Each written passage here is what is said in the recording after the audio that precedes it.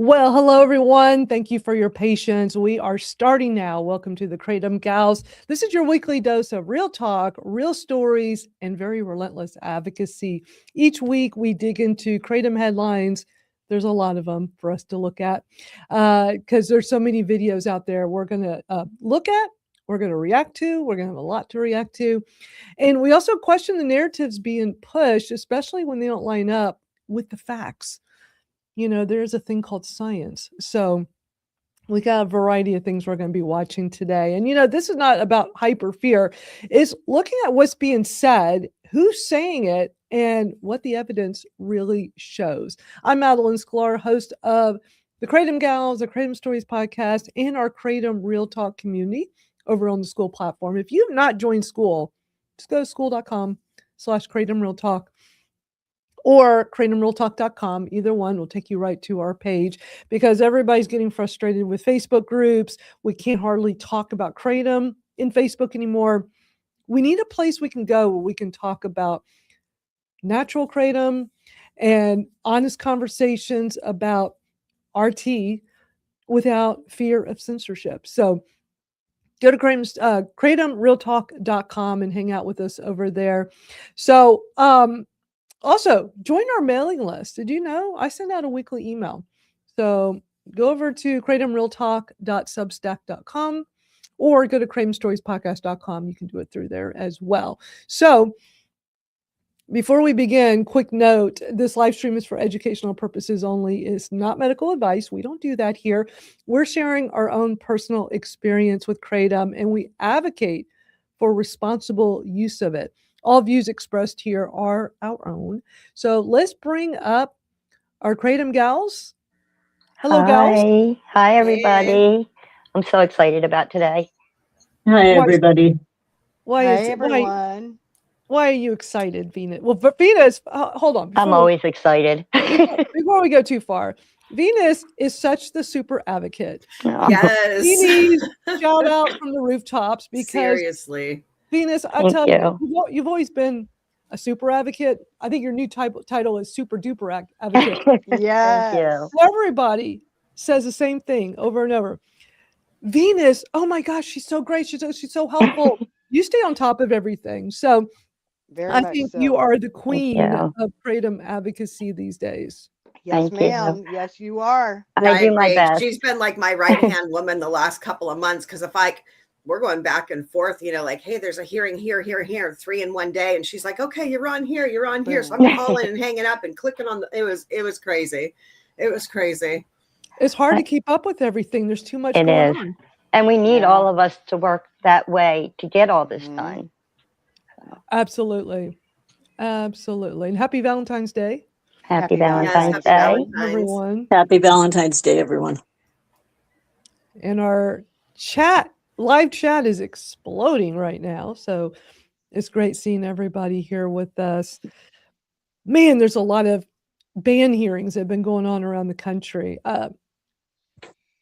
Robin, you're like the OG expert of Kr8tom advocacy here on the panel.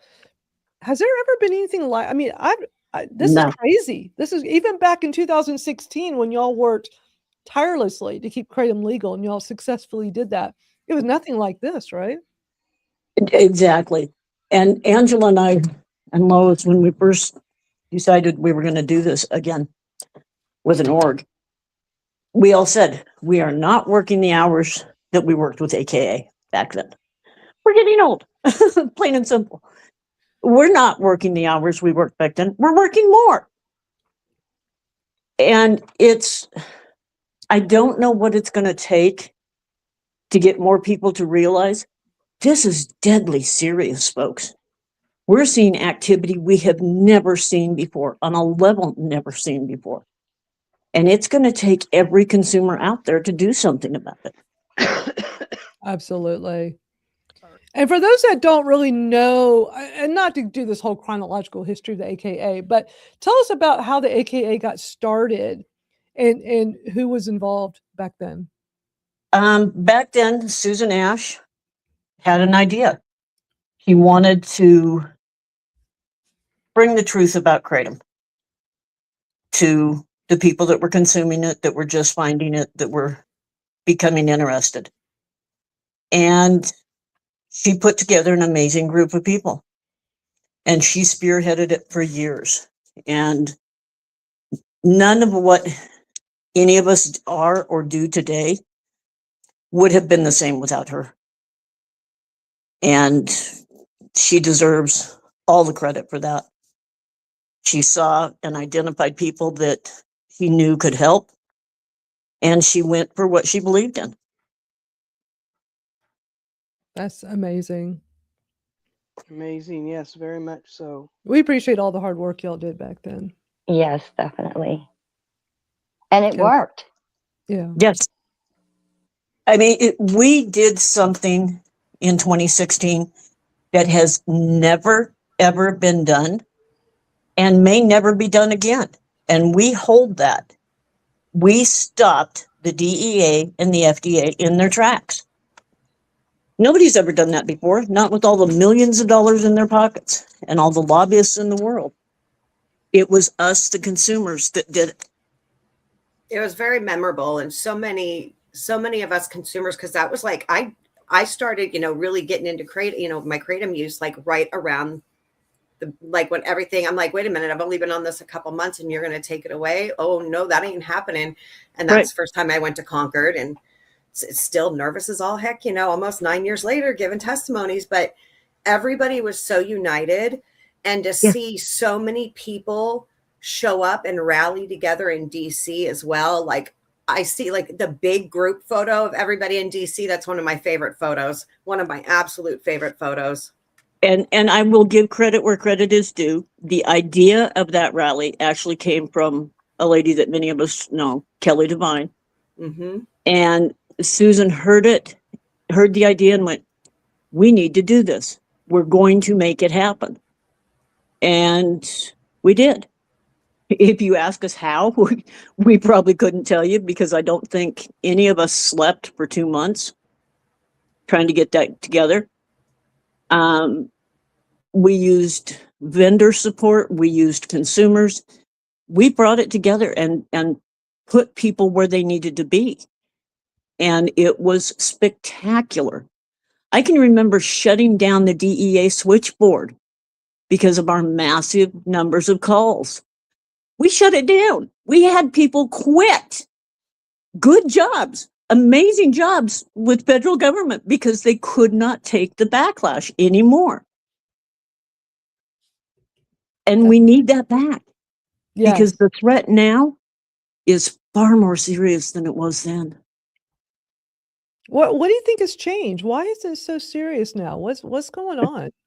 We actually have said all along that we were concerned for the day when communities, states figured out that they could stop what the government could, what the federal government couldn't. This has always been something that's run in the back of many of our minds. And now we're seeing that. A lot of it is for financial purposes. A lot of it is for new funding options that the states are looking at. And a lot of it is we quit doing what we did in 2015, 2016, 2017. And that is advocating and educating. Everybody kind of went, okay, we won, we can stop now, instead of continuing more and more and more, and Right. making sure that these states and these cities knew Kratom is safe. Kratom consumers are everywhere you look, in every walk of life. And we're not overdosing, we're not dying. It can't happen from pure natural botanicals alone. Right. Now, the deaths that they keep trying to attribute, almost every single one of them is either polysubstance abuse or research chemical involved. And research chemicals are a nasty thing, because you can't really even test for them, because they don't know what to test for. So it's not going to show up. We lost people in the early days to research chemicals. You would think the community would have learned by now. Stay away from them. But And tell everybody about your organization, Botanical Advocacy and Education. I have the link right here. Everybody should go join. After we left AKA, we've stayed involved in advocacy on a local level with ourselves, stayed in touch with the advocates. And we always knew that the grassroots advocacy was lessening for whatever reason. I mean, it's easy to sit back now and point fingers. I'm not going to do that. For whatever reason, it was lessening. We were not engaged. We were not advocating. We were not educating. And so Lois and Angela and I and Elizabeth Gardner said, it's time to come back.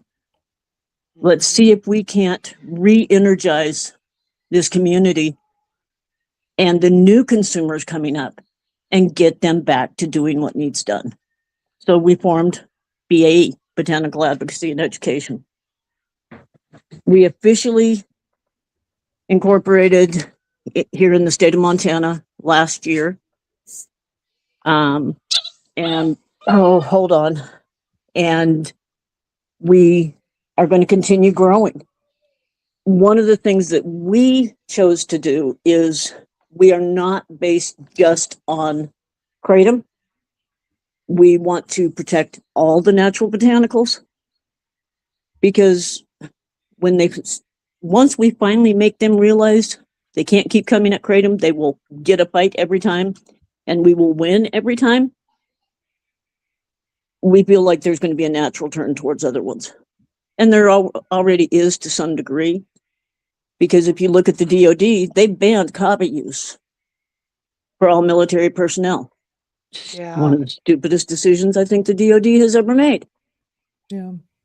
But it's there. We've seen small communities, smaller areas go after shilajit, after ashwagandha, aquama. All of these have taken hits at different times. And it's time to step back and say, enough is enough, folks. First, Yeah. prohibition does not work. Yeah. Did the 20s teach you nothing? Right. Second, we as adults have the right to determine what we are going to use for our own benefit and health. And we Exactly. choose plant medicine. It's been around for thousands of years and it'll be here for thousands of years more. Leave us alone. That's Yeah. what they used before pharmaceuticals were even invented. So I mean, Right. you know, like Right. why? Yeah. Exactly. Why? Money. Because the big dollars cannot control a plant. You can go out and grow it in your own backyard 95% of the time. Mm-hmm. There's no money in it for them. No. Agreed. And doctors can't make money off healthy patients. That's right. That's right. No, they 100%. can't. That's 100%. exactly That's it such a right great there. point. That's what Um, keeps them coming back over and over and over. And then each time being referred to one specialty, then another specialty and another specialty. And while all this is going on, they're cha-chinging and we're not. You know, they get the money and we become poorer. We can't even take care of ourselves. Right. Exactly. It's big business. Mhm. Cameron, who's known as Liberated Outcast, says, I'm about to book a trip to Asia to visit Kratom farms. How exciting. Oh, nice. Awesome. That is so cool. Yes, Kelly, they keep us sick on purpose.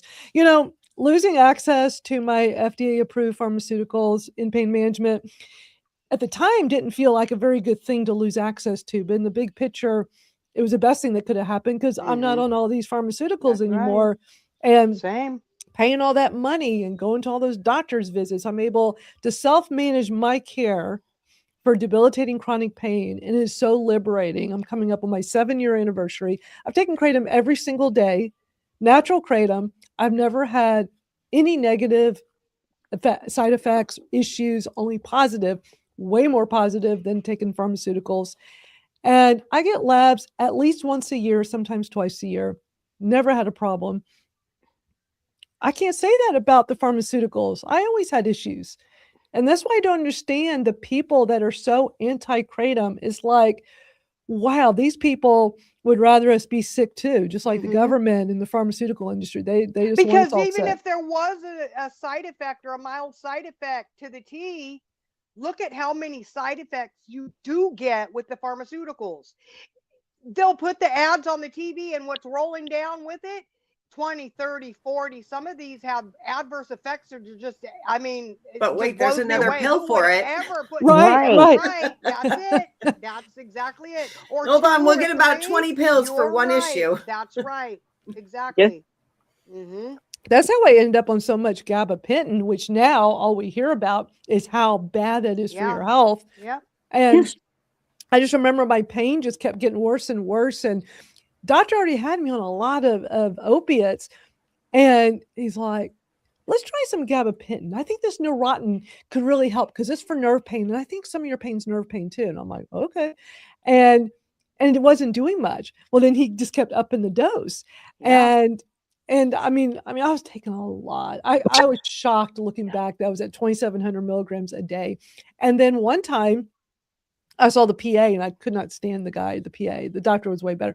But I remember saying I specifically remember telling the PA, like, I don't think this gabapentin's doing anything. And I was taking a lot. And the PA says, well, why don't you just stop taking it and see what happens? I'm like, okay, but what if it is helping and I just don't know it's helping? And, well, stopping is the only way you'll know. Stop for Yeah. 10 days. And I'm thinking, people that don't have pain or not the level we all do, don't get it. It's very easy to say, oh, why don't you stop taking this pharmaceutical for 10 days and see how you feel? I can't go more than 6 hours without my kratom. Prior to that, I couldn't go more than 2 to 3 hours without an opiate. I just said you can't just quit taking Same. gabapentin. No. Mm-mm. Nope. And I'm not talking about, because I'm sure the anti-kratom people are like, yeah, because she's going withdrawals and she's good because she's an addict. No, I've never been that. When I was taking opiates as often as I was, it was because I had really kept building tolerance. It was an issue where I'd have to keep changing. It was a merry-go-round of different opiates because I would just reach the limit of one working and I'd have to go to a whole different one. And it was crazy. I've never had that with kratom. My natural kratom, I've been taking the same dose for 6 years. The same dose every day, multiple I've been times. Mine's taking not the same changed dose either. for 13 years, 14 years. Yeah. And Whatever I it's mean, been. I even utilize the extracts, and when I use them, very sparingly. I don't use them every single day, so I can go back to the plain leaf right after, and adding extract to it, or just taking an extract, depending on how my Crohn's is going, if I can take the powder or not. And I'll be on my 9 years, May 5th, which is Cinco de Mayo, perfect day to remember. I was like, oh, that'll be one I won't, this brain won't forget. And, it's 9 years. And it's like, I'm just kind of, I'm baffled because I've seen my labs, my blood, like my blood work is like flawless now. My organs, then it's like, well, my kidneys and my liver were going through it, like now everything's good. Even my pancreas is good now. It's like, okay, That's like I had great. all kinds of other things going on. And it's like, well, look at, off all these 30 years of pharmaceuticals and look at, it's like my body is starting to fix or rejuvenate some of the damage, that was done. And it's been nice. It's been nice. Yeah. Well, I've got lots for us to watch today.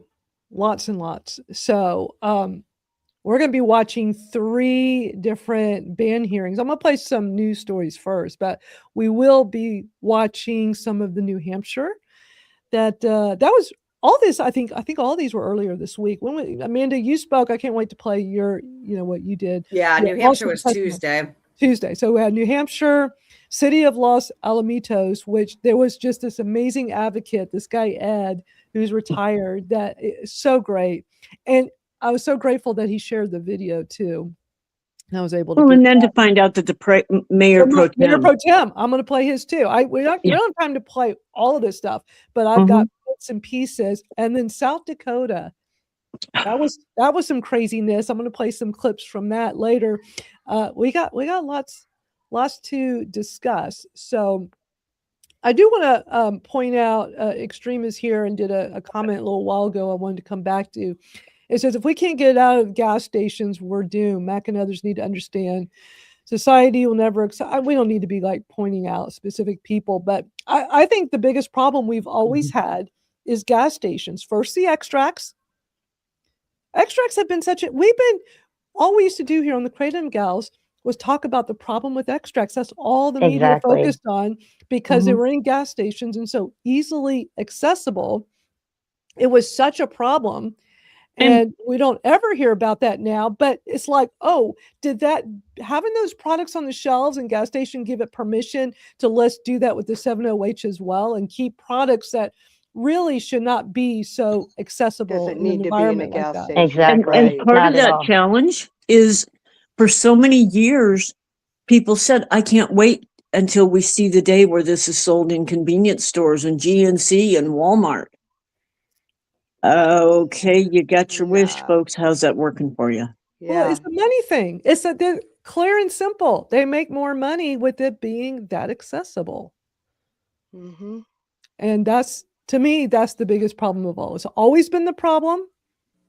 There was a lot of ranting and raving on this show, not always me, but there used to be a lot of ranting and raving about extracts. Yeah. Yeah. Because that was the problem back then, that's all we heard about. Not from the responsible consumers, the ones that very much like we hear with 7-OH. Oh, I didn't know what it was. Oh, I didn't read the label. I didn't realize I shouldn't be drinking this whole bottle. Oh, 7-OH. I didn't realize I shouldn't take all 3 tabs in it. It's like there's a reason why they're scored. Read the instruction. Right. Yeah. They all need to be sold where you have to show your ID to get in or to buy something to make sure that they are of age. The convenience stores, they don't apparently keep up on it as much, No, but I used to buy cigarettes at like 13 years old. Are you kidding me? Convenience Yeah, stores me like too. that, they don't. But like smoke shops, like, like we have like Smokers Haven and stuff where it's, like vape products and, other accessories for smoking. And there's a lot of, Kratom and there's 7-O, behind the cabinets. And they do make like the ones that I've gone to out here just to kind of see what's around here. They do make their employees kind of learn what products they do have. They don't have a whole I lot, like that. but at least they're making them, the white is for Knowledgeable. flight, reds for bed, kind of like, they do the basics. Yeah. And anytime I've gone in, Important. I've always like given little pamphlets or something and kind of just given them a little bit more information. Mhm. That's great. I'm going to start off first with a news story out of Kansas City, Missouri, because we keep hearing a lot about Missouri lately in the news because they've really been going after 7-O hard. And I know there's been a lot of back and forth, like including natural kratom or not including it. And so it sounds like a decision was made this week on adopting a ban on 7-OH and regulating natural kratom. So let's watch this one. A lab-made product that local elected officials have called gas station heroin, now officially illegal in KCMO. Kansas City Council adopted a ban on 7-OH and imposed stricter restrictions on its natural plant kratom.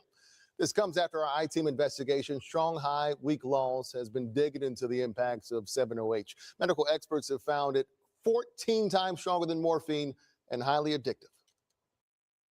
The fact that it had me so fast, that blew my mind. 7-OH is naturally found in the plant kratom, but lawmakers and doctors are concerned about the product made in a lab. KSHB 41 News reporter Isabella Ladon live in the studio. So I understand this ban doesn't take effect right away. Walk us through the details. When? Right. Well, Kevin, stores have 60 days to get these products off the shelves. These are stores that sell 7-OH. They have about 2 months to get them off the shelves. Businesses also have 2 months to get a kratom retail license from the city if they want to keep selling the natural plant. If they don't, they could be facing fines from the city and possibly the state. Kansas City is the largest municipality on both sides of the state line to make gas station drugs illegal. We don't need 7-OH on the streets of Kansas City. We don't need synthetic drugs. Those recovering from a 7-OH addiction are optimistic with the new rules. And this stuff grabs you so fast, which is why it's so scary. like it's being sold over the counter. Whitmore reached out to me while he was in rehab treatment for 7-OH and explained the toll it's had on his life.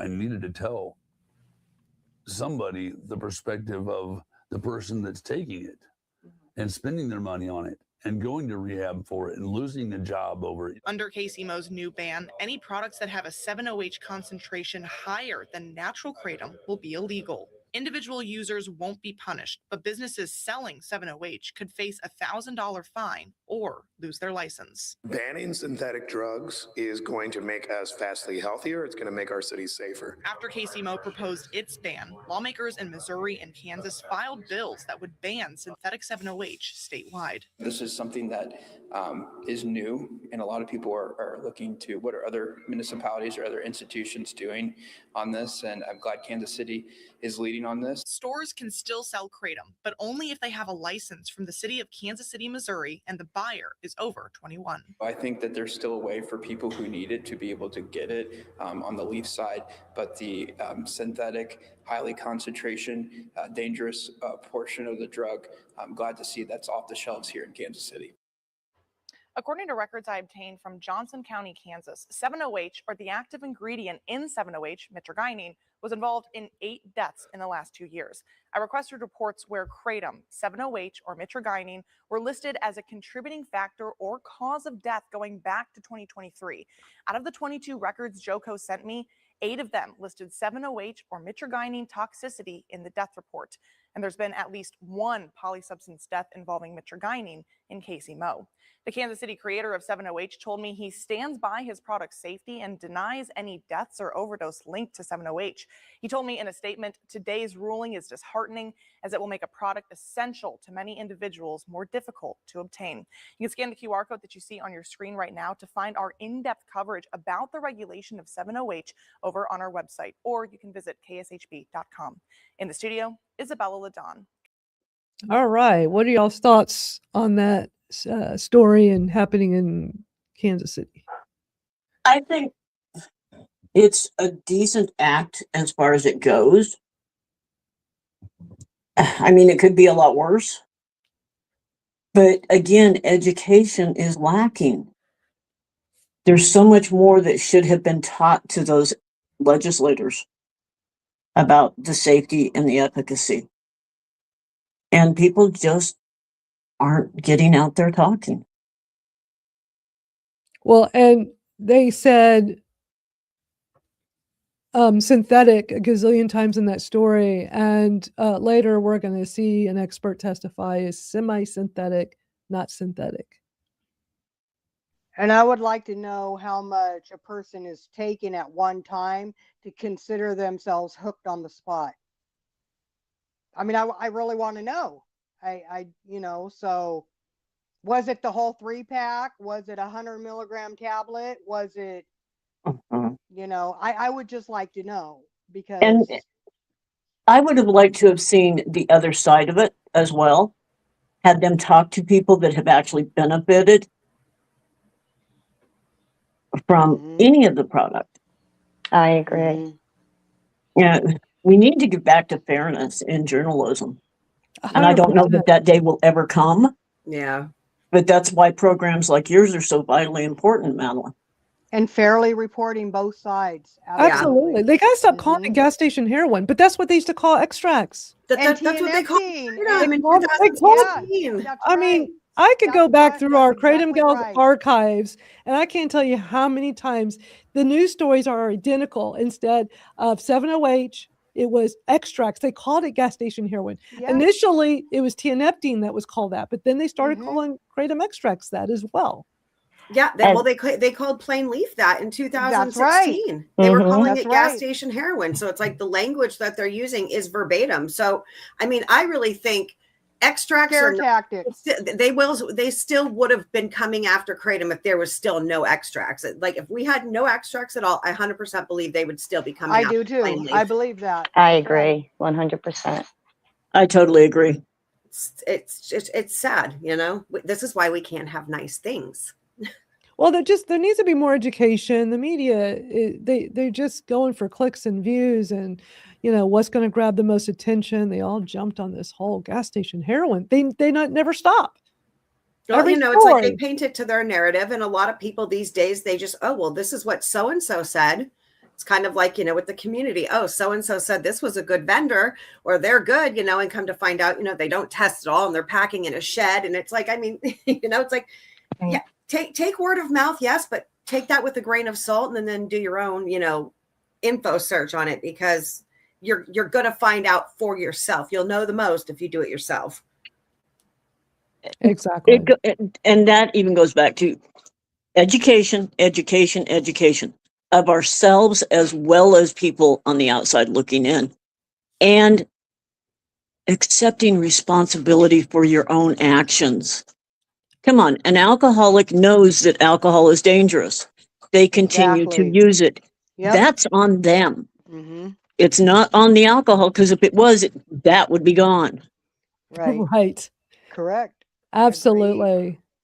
No, I And mean, when that's they out there tried it, it killing didn't more work. people than anybody. Right. I mean, anything. I mean, the alcohol, gosh, when I was standing at the Concord, New Hampshire hearing, the alcohol-related deaths here in New Hampshire averaged between 140 to 178,000 per year. Alcohol-related deaths. And I'm like, for the year? I'm like, that's insane. It is insane. And whether it be like an accident or, some sort of, they've, drank too much alcohol and their body's done, it's like, wow, that's a lot. But yet here, we have it right off, the liquor stores right off of our highway. You just pull off the little, rest stop type looking area, grab your bottle of booze, and then hit right back on the highway. Nothing says, hey, live for your time, like drink it and drive it on the highway. And some people are dying from sugar too, with severe diabetes, because they can't, it's still the addiction mindset, because they can't get off the sugar or minimize their carb intake or their glycemic index. And I mean,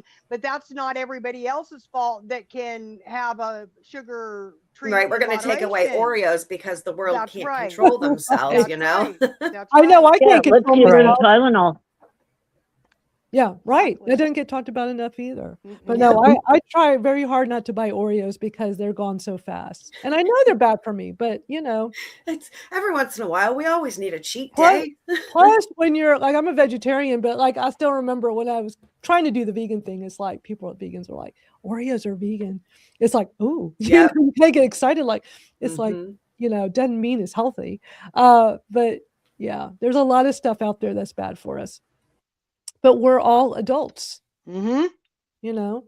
And my grandbabies, they have Oreos here. I have to be so strong because I like them too, but I have to manage my intake, or I'm messing my own life up. I don't have enough leg time up against the calories. I have to keep my stuff low in order to lose it, or I don't burn nothing because I'm not, so I see it and I have to be stronger than that. Not just stronger than pain, stronger than that, stronger than Oreos, stronger than all of it. It's tough because I mean, like both my parents, I didn't know my mom was diabetic until she passed away. And I found out all the stuff in her report. My dad was diabetic. That's why he passed away. His kidneys failed him. Myself, I'm hypoglycemic. My aunt is also hypoglycemic. So it's like, that's low blood sugar and you have to just eat. And it's like, that sucks because half the time I'm not hungry. I don't want to eat. But that, it's like, I could completely go the other way though, too. So it's like, here I am 100 pounds lighter, not stuck in a bed, but yet, the pharmaceuticals were working so well for me, right. and I'm just like, okay. This next story I'm going to play is 5 minutes long. It's not short, but, and then we're going to move on to the different hearings this week. But this one really caught my attention and you'll see why pretty quick. It's out of Florida. And, the premise of it is you'll see.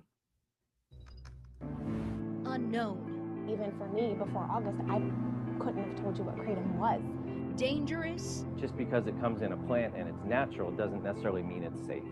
And hiding in plain sight. They think that it's okay because it's at the store and it's legal and it's an herb, so it's not that bad. If you've never heard of Kratom, you're not alone. I was going to say, the media sure loves to demonize this plant. Let's do this music. Let's like just make this sound so bad. Let me tell you why this caught my attention. The title of this on YouTube. Okay, this is the title of this news story. Lee Health, I don't know, I guess that's just some group or whatever, links newborn withdrawals to Kratom. That's the headline Wow. for this video. So Elaborate, dum dum, like trying to right. make it this. Yeah. But just even that opener and the music and the Yep. way they're framing this, Yeah. I just wanted y'all to know what this title was. But it's being found in everyday items that might be in your pantry right now. It is highly addictive and it's setting off alarm bells locally in maternity wards. Gulf Coast News reporter Evan Dean discovered how this unregulated drug is making it onto store shelves. It was described to me as an herbal supplement, like something you get at GNC or something simple. I thought this was kind of a get out of jail free card. Blake Goucher struggled with drug addiction for years. The last time he slipped, it was Kratom, of all things, that led to his relapse. I got to the point where I couldn't go 45 minutes without taking a dose or I would be dope sick. I really reached a point where I decided Kratom wasn't enough anymore. And then I went back to heroin. They simply can't stop. The obsession is too great. The detoxes are terrible. Jessica Slater works with people in the recovery program at St. Matthew's House. She's seen Kratom lead people back to harder drugs, which then led to overdoses and even deaths. They're no longer here because of it starting with a Kratom addiction. We are losing people. That when it comes to addiction, it's life or death. It has been proven to be highly addictive. Last year, Florida Attorney General James Uffmeyer banned the sale of what's known as 7-OH.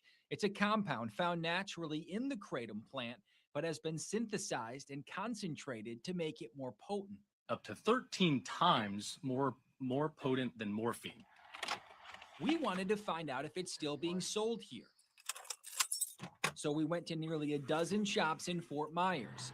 We didn't find 7-OH, but we did find Kratom, a lot of it. Products that are still legal in Florida, so long as you're 21 years old. If Kratom is used responsibly, just like a lot of other things, there's very little, if any, side effect or negative side effect to it. Rob Fontano owns the Kapua Kava bar off Metro Parkway, which has sold Kratom for years now. Everything from chocolates and extracts. This is our famous Riptide. To also freshly made drinks. It helps with back pain. It sometimes helps with sleep. I've known countless people that have used it to get off of opiates. People have very positive, some even life-changing benefits from using this. Nikki Brown has used Kratom here for 3 years. She says it helps with anxiety and has become a better alternative to alcohol. I can have a tea and still interact normally as myself. There's not this ultra ego that takes over. I don't want anything to do with anything that's been manipulated by by science. Fontano says he refused to sell 7-OH when it was legal and says everything he does sell is lab tested. It's not being, shoveled into bags in somebody's garage. These chemicals have effects that we don't know yet, and we need to study more. Lee Health doctor Dave Andraco says more research is needed with Kratom. That's why the FDA warns people against using it, no matter the type. It has no regulation from the FDA or from our federal agencies. So when you go to the gas station and you purchase it, you really don't know what you're getting. Now, doctors at Lee Health have an entirely new concern with Kratom. Even the nurses who are so acutely in tune with our babies, what's going on? Lauren Habel is the OB nursing director at Health Park Medical Center.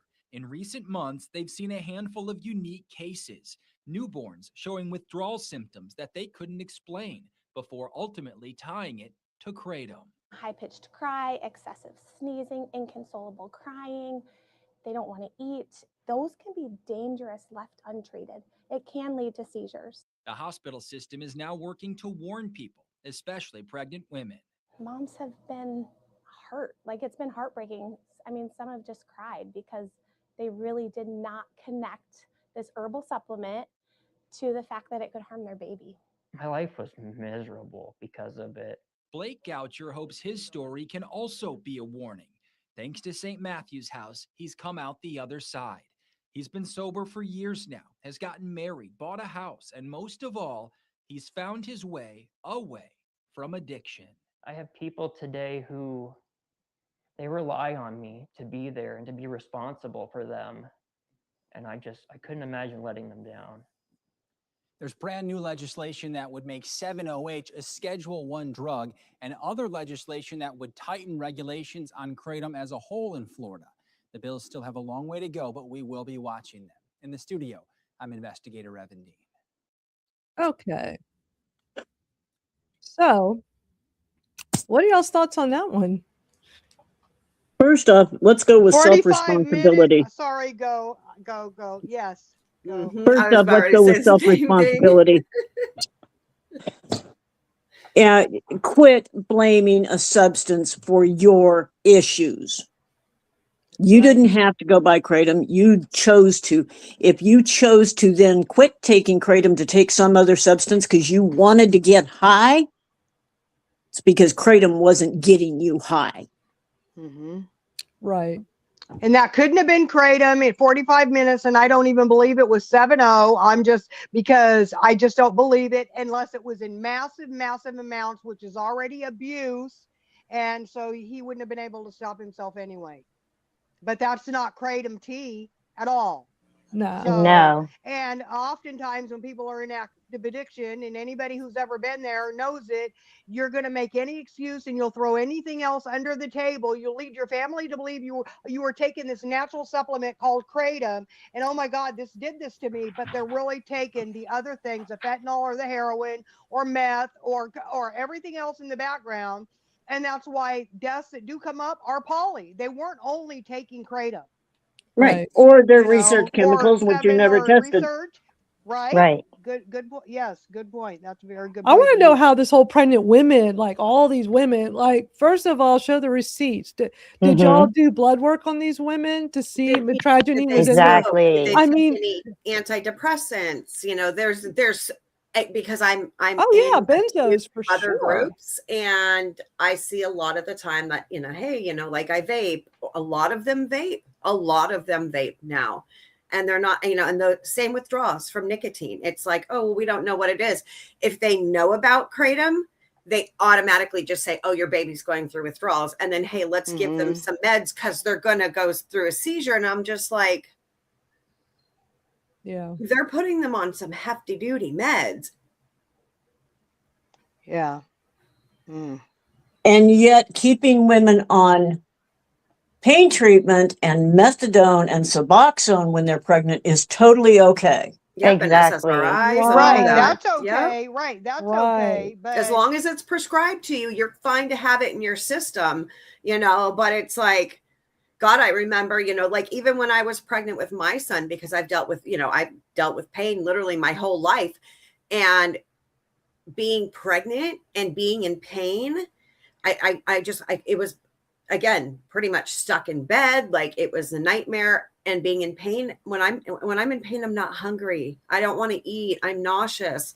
So I was like, I had to ask my doctor, hey, like how long am I allowed to smoke this before I have to stop? And he was like, okay, well, you've got to stop by 6 months, because, back then, I mean, that was 26 years ago, but it's like, you can't have something natural in your system, but you can have all of these pharmaceuticals and it's A-okay. Right. Yeah. Yep. And please, I don't want anyone to get me wrong. I'm not saying people shouldn't be on maps or whatever they're considering using, but quit blaming kratom. Yeah. Yeah. Because you don't blame anything else. We're all in agreement with that. For sure. That was an interesting story. But now we got to go shift over to the hearings because there's so many of them. There was one other thing. Did anyone else catch that it could be in your pantry? Yeah, wow. Yeah, Liberated We're Outcast. mixing it in our food and all that. Yeah, That's just not Cameron even, posted that. She said might be in your food cabinet. That was crazy. Yeah.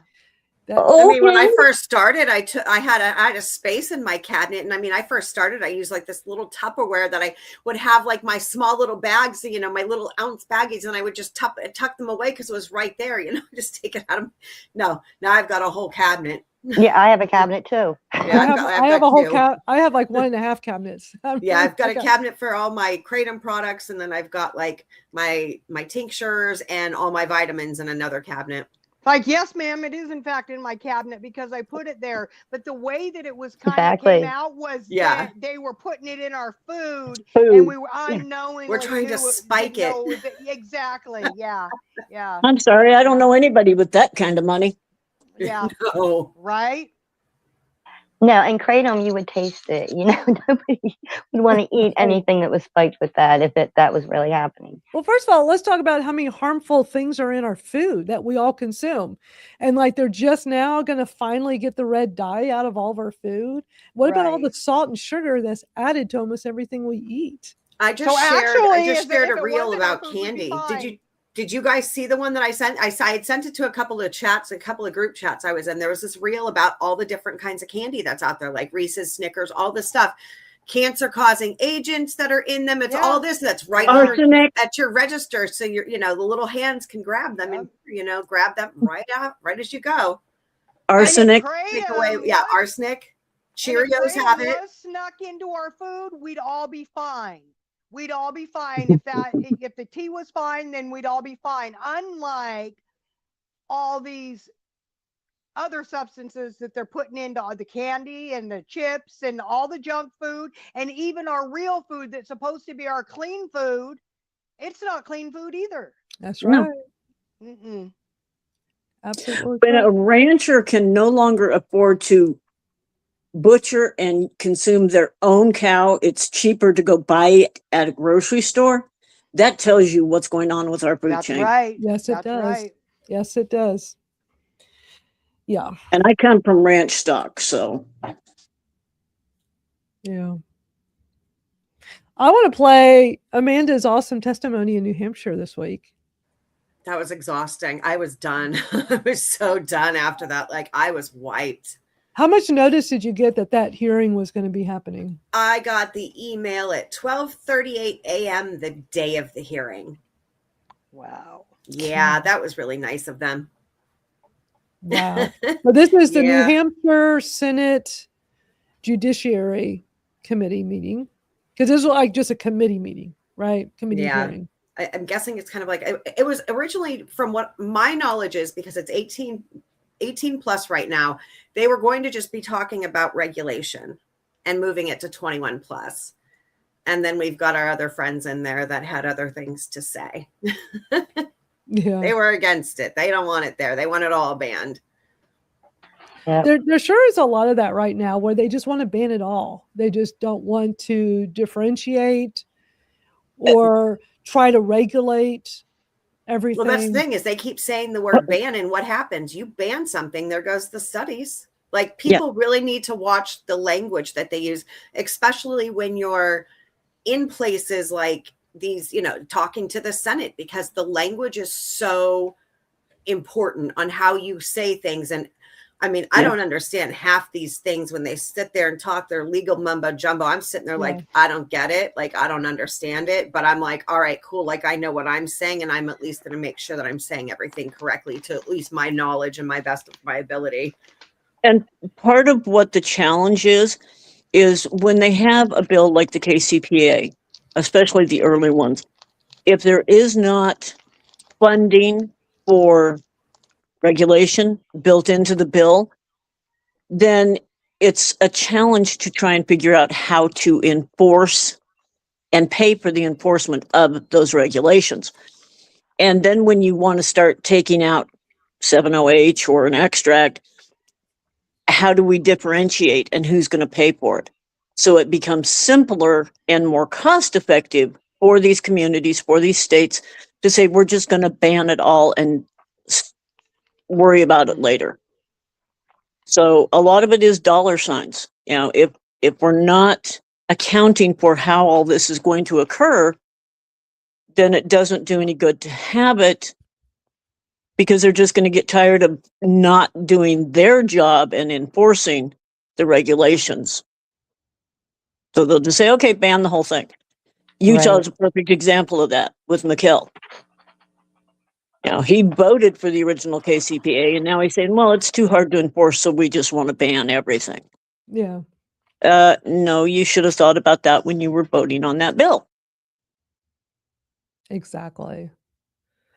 Well, I'm going to play Amanda's awesome testimony from this week in New Hampshire. So let's watch this together. Hi, good afternoon. My name is Amanda. I live here in Bedford, New Hampshire. I was put on pain medicine at the age of 9 years old. I live with 10 out of 20 of the most painful conditions to live with, trigeminal neuralgia being one that's also known as the suicide disease. I have been on pain medicine, like I said, since the age of 9. They've put me on a slew of different medications, trying to find one that works, ones that don't work, between anxiety, depression, pain medication, blood pressure medication. And it's just been a nightmare. I've been in the hands of the pain clinic the whole time. I was disabled, stuck in bed, not able to get out of bed. My mom died in the hands of the pain clinic. She took less medication than what she was prescribed. I found Kratom about a decade ago. I've been taking it for almost 9 years this May. I have also taken extracts. I have taken many breaks. I have absolutely no withdrawals from either one. I just deal with my normal pain symptoms and maybe like a little sniffly nose. In the almost 9 years that I've been using Kratom, I've come off of blood pressure medication, anxiety and depression medication, as well as pain medication. That's over 50,000 pharmaceuticals that I have not had to consume in almost 9 years. In that time, my liver was failing. I had a slew of health conditions. I was 100 pounds heavier. I was bedridden. I was not able to do 3 of my professions, which is hairdresser, dental assistant, and a teacher. I couldn't do any of them. Now I am able to get out of bed. I am able to come here and talk to you guys. I am completely all in my faculties. I have no impairment. It does not mess me up. Most thing, if you take too much, whether it be Kratom and or an extract, it has a ceiling effect. You're going to get what we call like the wobbles, almost like when people drink too much alcohol, they see the blurry vision, you're going to puke. That's it. There's been, talks of deaths with Kratom, but there's been a lot of other things in their system. There was also a man who was shot and killed by a gunshot, and that was labeled as a death of Kratom. So I'm asking you to please follow the science. Please regulate it. That is key. I don't believe that it should be in a gas station. They have no business selling it there. You can find it in smoke shops, which you have to be 21 plus in order to go in there to buy anything anyways. So I believe regulation is key. Taking this away, I would not be alive today without it. I was heading down death's row. I've got my blood work every year. I've had organ scans. I've been under the care of a doctor this entire time. And I am now reversing the damage that 30 years of pharmaceuticals did for me. My body is pharmaceutical resistant. If I don't have a plain natural plant that I can go have access to, like turmeric, it helps. It's a dietary supplement, but it also helps with inflammation. This helps me. I don't have to be depressed. I don't have to be stuck in bed. I was able to go see my son graduate not only high school, but as well as college. And without that, I would not have been able to do that without Kratom. So I'm asking you to regulate it. 21 plus is key. Get rid of the stupid names, and make sure, if anybody I think is going to be selling it in a smoke shop, they need to have proper education. But this plant is life-saving. There's billions of people using it, and people aren't dying strictly from either the extract and the plain leaf. I appreciate your time. Do you have any Will you take a questions? question? Yeah. Absolutely. Go ahead, son. Thank you, Mr. Chairman, and thank you for taking my question. So I presume you're not opposed to any type of ban on the Kratom No. in its natural form. Yeah, I don't want to ban on What- any of it, No, even with the synthetic. even the synthetics, because a ban on that stops all studies. It's been scientifically proven that it does help. They are studying it right now to turn it into a pharmaceutical. You put a ban on something, that stops all studies on it. I think it should be regulated. There's also, I think it was like a 1% is what you guys had it for like the found naturally in the Kratom leaf. I think the Kratom Consumer Protection Act had moved it to a 2%, and that would have like a small percentage of extracts as well that falls under that, but it's a very, very low percentage. Oh. And thank you for taking my follow-up question. So, but is there my colleague has something that who knows where, I'm not going to ask where you got it from, but I got it at the convenience store across from McDonald's all right. down the street. Yeah, those are all extracts. Yeah. So, but is there any, I guess this is a 14 milligram tablet. It says 2 servings, even though it's 1 tablet. All that aside, I'm just Right. asking, is there any milligram amount per dose that you would put a limitation on? I mean, On the extract, I mean, I've seen tablets that you can split in 4s. I mean, I don't know all of their dosing. It will say, this, you can only have, take a fourth a tablet, and that is however many milligrams it is per thing. And that's on the person to break it and take that fourth. That's what it's labeled as. That's on them. It's just like giving someone a prescription bottle saying, take, 1 pill 3 times a day, and trusting them to do the same thing with their prescription medication. So it's about accountability, I think, when it comes to following what dosing is on whatever package is on. I know that they've all varied in different milligrams. I can't speak on all of them. I can only speak on what I've used myself. thank you. You're welcome. Thanks for your testimony. Anybody else? Thank you. Great job. Oh my gosh, That that was was so amazing. good. Perfect. So Thank good. you. Thank you. Beautiful good. job, Amanda. Excellent Thank job. you. And they I'll were so tell you, attentive. it's daunting. It's I get so nervous every time I go up. Absolutely freaking out. I don't know. I was so nervous going to Concord. I don't know why, because the last time I was in Concord, I had only been taking, Kratom for a couple of months, and they were doing the ban hearing. And at that point, they were like, they didn't even like technically have to hear our stories, but they let so many of us talk. I think there was like 50 something people that talked, and every single one of us got to talk, but they had already said, we're just going to regulate it and keep it, put it to 18 plus. They'd made up their mind beforehand. So I'm hoping it kind of goes, the same way, because there was a lot of, people, coming in saying, it's basically they're lumping it in, labeling it Kratom, knowing that it's Kratom, but then they're calling 7-0 Kratom. Doctors, whatever, people that are against it, they're just, they're the ones that are starting this. Oh, hey, that's Kratom. No, that's the 7-0. That's the extract. This is Kratom. Kratom is the plain leaf, I think that's where a lot of the confusion is starting to come from, between the news and, people calling it that. Right. And then when you have the news stories and they say Kratom and they show the picture of something completely different, or they say something completely different and show Kratom, that makes it all the confusing even more. Mm-hmm. Right. Let's get back to the natural botanical.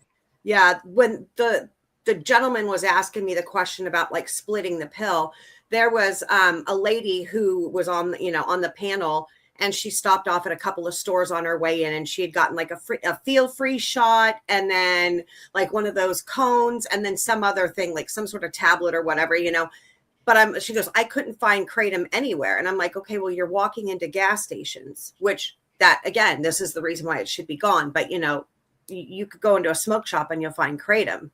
So everybody just, they're all labeling it right now as one thing. And that's where we're finding myself, where I advocate a lot and I go to an insane amount of hearings. I'm finding everybody is just lumping it in as one. Right. Yeah. I mean, I think it's important for these. But then again, alcohol is alcohol, and you've got all the varieties under alcohol. So it's like, I mean, I don't know. This is why education is so important. Gets resolved eventually. There's some kind of resolve in it. I mean, I don't know. Let me think. Are you not able to hear me, Tinkle? It's exhausting. Can y'all hear me? I can hear you. Oh, okay. Okay. Yeah, I can hear you. I had a brain fart. I mean, I'm thinking of other products that are like, I know that the tea needs to be differentiated from the other items, and we do need that. But then there's a lot of other items out there. For example, we have candy, and then we have all these different candies, and then we have alcohol, but then we have vodka, and we have whiskey, and we have beer. And then, to me, like maybe, Kratom would be a beer and 7-0 would be a whiskey, or maybe Kratom is a coffee and 7-0 is an espresso, right? Or one is a Tylenol and one is a codeine. Right. you've got the item, and then you got something that's a little heavier. It's like or a little caffeinated heavier. and decaffeinated, That's you know, it. like That, we you need know, to just, something like that. you know, just put a And different, so you know. how would that all work? Would we want to say just regulate it all and make sure it's all safe, or do we want to still keep tugging it in pieces and parts and see? And I'm just not sure. So that's why I started to mention something like that. But I'm just not sure. I know that tea itself we shouldn't call it, for people who only want, I have a cough drop in my mouth, sorry. For people who only want to take tea, they should have education and be aware that the extracts and the 7.0 and all these other things coming out on the market isn't plain leaf kratom. That I'm firm about. Right. There needs to be a distinction. Yeah, natural kratom, which is just a leaf. You got And then you got extracts. the others. Yeah, That's extracts. right. That's semi-synthetic. And then you got technically 708 7.0 is is an semi-synthetic. extract that it just becomes a metabolite. But it was extracted in the first place to be able to get it to any other item at all. So, Right. or product, or, so, Well, we're gonna watch. technically- We're gonna watch an expert talk about this in New Hampshire. Dr. Cornell. Nice. Is it Stan? How do you pronounce his last name? Stansu? I don't even know how to pronounce his last name. I don't know. I couldn't figure out how He's to one of pronounce the. it. He's He was one of super the- nice guy. Super Yeah, nice he's guy. one of the leading kratom experts. He's a really interesting guy. I remember years ago he was on the Kratom Science podcast. I always remembered his name because it was just an unusual name. But what's interesting about him is that he's there in New Hampshire. So we're going to watch him speak in just a moment. He's an assistant professor at Dartmouth and director of addiction services at New Hampshire Hospital in Concord. And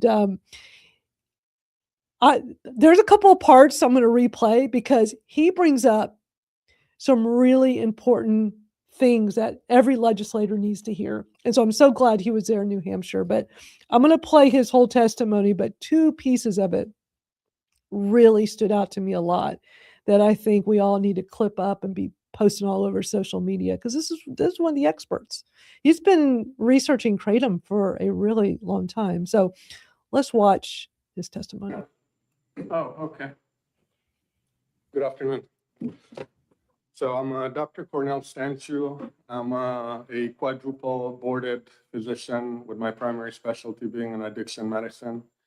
I'm an assistant professor at Dartmouth, but I'm here representing myself in my own personal professional opinion. I am in full support of SB 557, and I've been involved in kratom research for the last 12 years and have contributed to much of the literature that was mentioned earlier, documenting the clinical impact of kratom on individuals with mental health, substance use, or no conditions. As we have established, kratom is a plant that's been used for many, many, many years, centuries in Southeast Asia with no documented adverse effects. However, we're just now starting to see toxicities and adverse effects related to the products that are available and are drastically different from the plant itself. From my clinical standpoint, I see both sides of the coin. So I have patients who have benefited from kratom. They've been able to manage their conditions, avoid opioid regimens, but then at the same time, also individuals who suffer harms, develop addiction, and require treatment for it. The only difference is the individuals that are able to use kratom in a therapeutic way are you getting it from a vendor that does third-party testing. It's more of the powder, the ground leaf material, as opposed to those that are experiencing harm where they're gravitating towards the concentrated products. As a little bit of a background, the market has evolved in 3 waves. When I first started looking into it in 2008, it was primarily raw leaf material that was sold, and individuals were mixing it in water or doing the swish and toss method. Second wave, it started around 2014. That's when solvent-based extracts started to come, and manufacturers started to take advantage of those 708 concentrations. And the third wave, which is the one we're currently in, that's when we're seeing highly concentrated lab-modified, synthetically made either 7-OH or something that hasn't been mentioned, nitrogenol, pseudoindapsol. And that's the products that are most similar to fentanyl and other opioids. So overall, I'm very pleased to see the provisions in this bill compared to other legislative efforts in other states. This is probably the strongest one that I'm aware of. Definitely balances the risk and benefits. I do have some suggestions to further strengthen the recommendations in this bill. One of them would be to include a research provision for synthetic and semi-synthetic products. So, for example, if myself at Dartmouth, I am to decide to conduct a clinical study, I should be able to utilize and leverage those products to better learn about them. The second is regarding labeling. As currently written, the label notes interaction with prescribed medications, but nothing is being mentioned about illicits or alcohol. So I would include that as well. Second, labeling, I would also add consult with a healthcare provider if they are currently using Kr8tom. The current wording is if they plan to start using. And lastly, I wanted to mention, I heard a lot of talk about synthetic here. And what we're really discussing with 7-OH, and it's not included in there, is semi-synthetic, because 7-OH is not synthetic, it's semi-synthetic. It's found in the plant. So when you take nitrogenine and you make it into 7-OH in a lab, that's semi-synthetic. When you take other alkaloids and you manipulate it in the lab to nitrogenine, pseudoindoxyl, that's synthetic. So I would like to see this semi-synthetic wording being used. So overall, with these small additions, I think it would really enhance consumer safety and make this probably the strongest bill on Kr8tom that we have in our nation. Thank you for your time. Thank you, Mr. Chairman, and thank you for taking my testimony. In your experience with Kr8tom, whether in natural form or synthetic form, is it possible to overdose on substance? So I've actually published a study on the overdose risk related to Kr8tom. And in its natural form, one would have to consume tremendous amount of leaves to even develop a toxicity. It would be pretty impossible to get that. And to ingest that many leaves is just not possible. In the current synthetic and semi-synthetic forms, absolutely. There are 7-OH, nitrogenol, pseudoindoxyl are far more potent than morphine and even fentanyl. So it would be possible. That's why we need regulation. And from an overdose, could the overdose lead to death? So in its natural form. And this is synthetic form, because I overdosing on, an opioid is pretty clear. It slows the breathing down to the point that the person dies. So in its natural form, the first sign of toxicity would be more of a stimulant-like seizure. So not what we see with opioid-like overdoses where you get respiratory depression. With the current products, they resemble more opioids. Yes, you would get the respiratory depression. Thank you. Sandra. Thank you, Mr. Chair. Thank you, Dr. Stanchu, for your testimony and coming here today from Dartmouth. I'm curious, could you extrapolate a little bit more on your suggestion to insert an amendment that includes research provisions? So in the event that someone were to undertake a clinical study under the regulatory body of an IRB, it should be allowed to have access to synthetic and semi-synthetic products for studying in that controlled condition. Sandra, this one more. Just taking some notes, and we appreciate some of your expertise on this. You mentioned that semi-synthetic, and that's when they have the leaf in its natural form. Are you familiar with how difficult is the process to do that with? Because you see, let's just say you have the natural leaves, and it's not enough that you could consume the natural form of overdose it by simply eating the leaves or drink whatever you do. Mm-hmm. But if that was made synthetic or semi-synthetic, would that increase the amount of active ingredients? So what I would do is increase the potency, because as it was said earlier, 7-hydroxy, which is the one we're concerned about, is present in something like 0.03% of the leaf. But through extraction method, you take a great amount of leaves and you extract just that from all of them. And you really, really concentrate it into tablets that contain just that. So just to clarify, the kratom's not being enhanced in any way to then make the synthetic or semi-synthetic. They're extracting a high concentration amount of it. You could enhance it as well. You could take it through a different process where you take nitrogenine from the kratom leaf and you oxidize it to 7-hydroxynitrogenine and then compound it into a concentrated form. And you mentioned that you published an article of this or a medical journal on this. Can you forward that to the committee? Sure, I can send all my publications on kratom. Thank you for your testimony. I thought his testimony was really good. I thought so too. I thought that was. And this is a guy Very who's like good. an I addiction agree. specialist, addiction doctor. Mhm. And Yeah. usually those in the addiction side are very anti-kratom. But he said he's been studying it since 2008. I've seen his name come up so many times over the years. I'm pretty sure he was there in 2016 as well, because like he looked super familiar and I'm like, no, it's not like just from seeing him on things, because I've heard of him before. And then my friend Jen was like, yep, nope, he'll be here. And I was like, oh, okay. And then we got to talking and I was like, yeah, I think we've met before. I can't remember where, because I've seen him at a few hearings. Yeah. Yeah. It is really nice. It is really nice to see an addiction specialist know the science and the truth and not just go up there and slam everything. Right. Absolutely.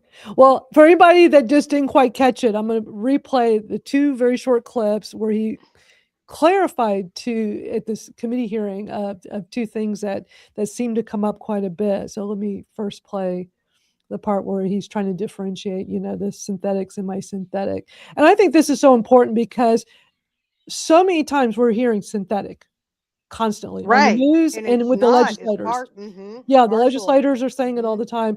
This is an expert, so listen carefully to what he says. And lastly, I wanted to mention, I heard a lot of talk about synthetic here. And what we're really discussing with 7-OH, and it's not included in there, is semi-synthetic, because Yep. 7-OH is not synthetic, it's semi-synthetic. Yep. It's found in the plant. So when you take nitrogenine and you make it into 7-OH in a lab, that's semi-synthetic. When you take other alkaloids and you manipulate it in the lab to nitrogenine, pseudoindoxyl, that's synthetic. So I would Mhm. like to see this semi-synthetic wording being used. I love that he says that. Me too. Me too. I think Because that's so important. That was like, the that was really fact- good. the Yeah, fact that that it differentiation is originates. important. Yep, and the fact that it originates from kratom is why it's a semi-synthetic. The other part makes it synthetic, not the original part, which came from kratom. One of the main alkaloids in kratom itself, or 7-O could not exist. Now, when you get into the pseudoindoxyl, that's fully synthetic because now it is man-made. Yeah. Now they're basically extracting 7-O, Right. and you've totally moved kratom out of the way, and then it becomes the fully the synthetic. So, but I love that they want to study it and learn about it, because there's so much we need to know about it.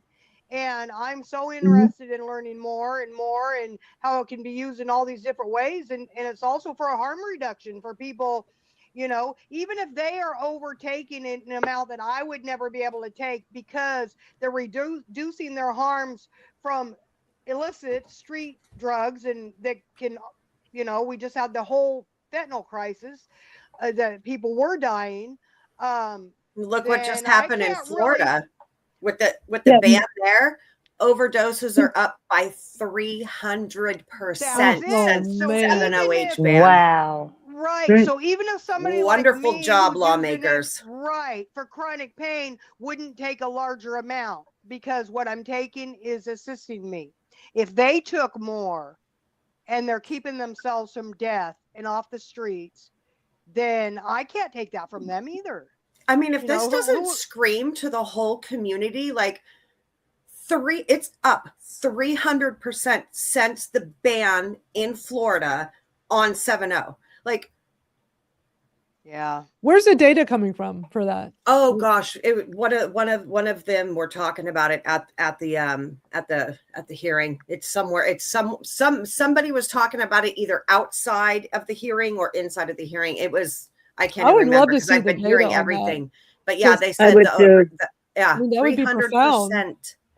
Yeah. I mean, the thing 300%. is for me, I need to see like the data, Yeah. the you know, the proof and all of these things. There's so many, you know, what drives me nuts, every side to this, people say this, people say that. Well, they dispute this, they dispute that. Bring the receipts. So Yeah. we can see 100%. I listen to Dr. Stansel because he's an expert. He's been an expert a long time. And I mean, for him to talk about 7-OH is semi-synthetic, people need to stop calling it synthetic. Mm-hmm. The media needs to stop doing it, and the legislators need to stop doing it because they're wrong. It's just simple. It's literally and it goes back to the language and how they're wording it. Well, because you get It's this like perception. you gotta have the knowledge on what you're speaking on, because what it's like the game of telephone. One person says something and That's then it just right. kind of goes and it gets like everybody gets super confused, you know, and it's like just we all just need to band together and fight for all of the alkaloids of all of the plant as Kratom as a whole, because that's what it Agreed. is, you know. Yeah. You know, that's what it Right. is. Our body breaks down the mit. I can't even. I'm not even gonna butcher it. The mit, and then turns it into 7-O. So it's like, Yeah. Yeah. One And thing get that I it would regulated, you know, regulate it all. Or Right. if you're make it a schedule, was it 5 that they can do more stuff with it and actually I don't like want it in the hands of big pharma. I don't want Mm-mm. 7-O in Right. the hands of Well, big pharma. What am I No. like? they're Hi. already That'll trying cut to. me right out of it because I mean, there's still people still have barriers or not enough money for copays, insurances, Right. everything else. So as long as we take care of ourselves, it should be available. And if you Mhm. don't want to use it, you know, everybody here knows what our tea looks like, what our plain leaf kratom looks like. Right. Don't buy it. Don't take it. And You know, I unfortunately, mean, and then because of a lot, educate the other people. Sorry. because a lot of the research that has taken place on kratom over the years, this stuff is already in the hands of big pharma. Oh, Oh They just yeah. haven't figured out a Yeah. way to They're use it already yet. trying to make it. Yeah. 7-OH is they're already And on the pathway to being a pharmaceutical. I Yes. mean, it's yes, you know, it's not Mit hard. and It's not. 7. It's Mit not. and 7 are. It is not hard to well, find. and Was the that other thing, dangerous? Exactly. to that I really keyed on and liked the fact that he brought it up publicly, the pseudoindoxin. Yes. That has got to be talked about more as well, Yeah. because those are the problem children. It's already The shown. And if folks we're that are gonna trying fight to against create something, that. we should be fighting against the fully synthetics. Yes. If we're going to fight against something, then it should be all these other ones, the MGM 15, 16, all these other ones rolling out.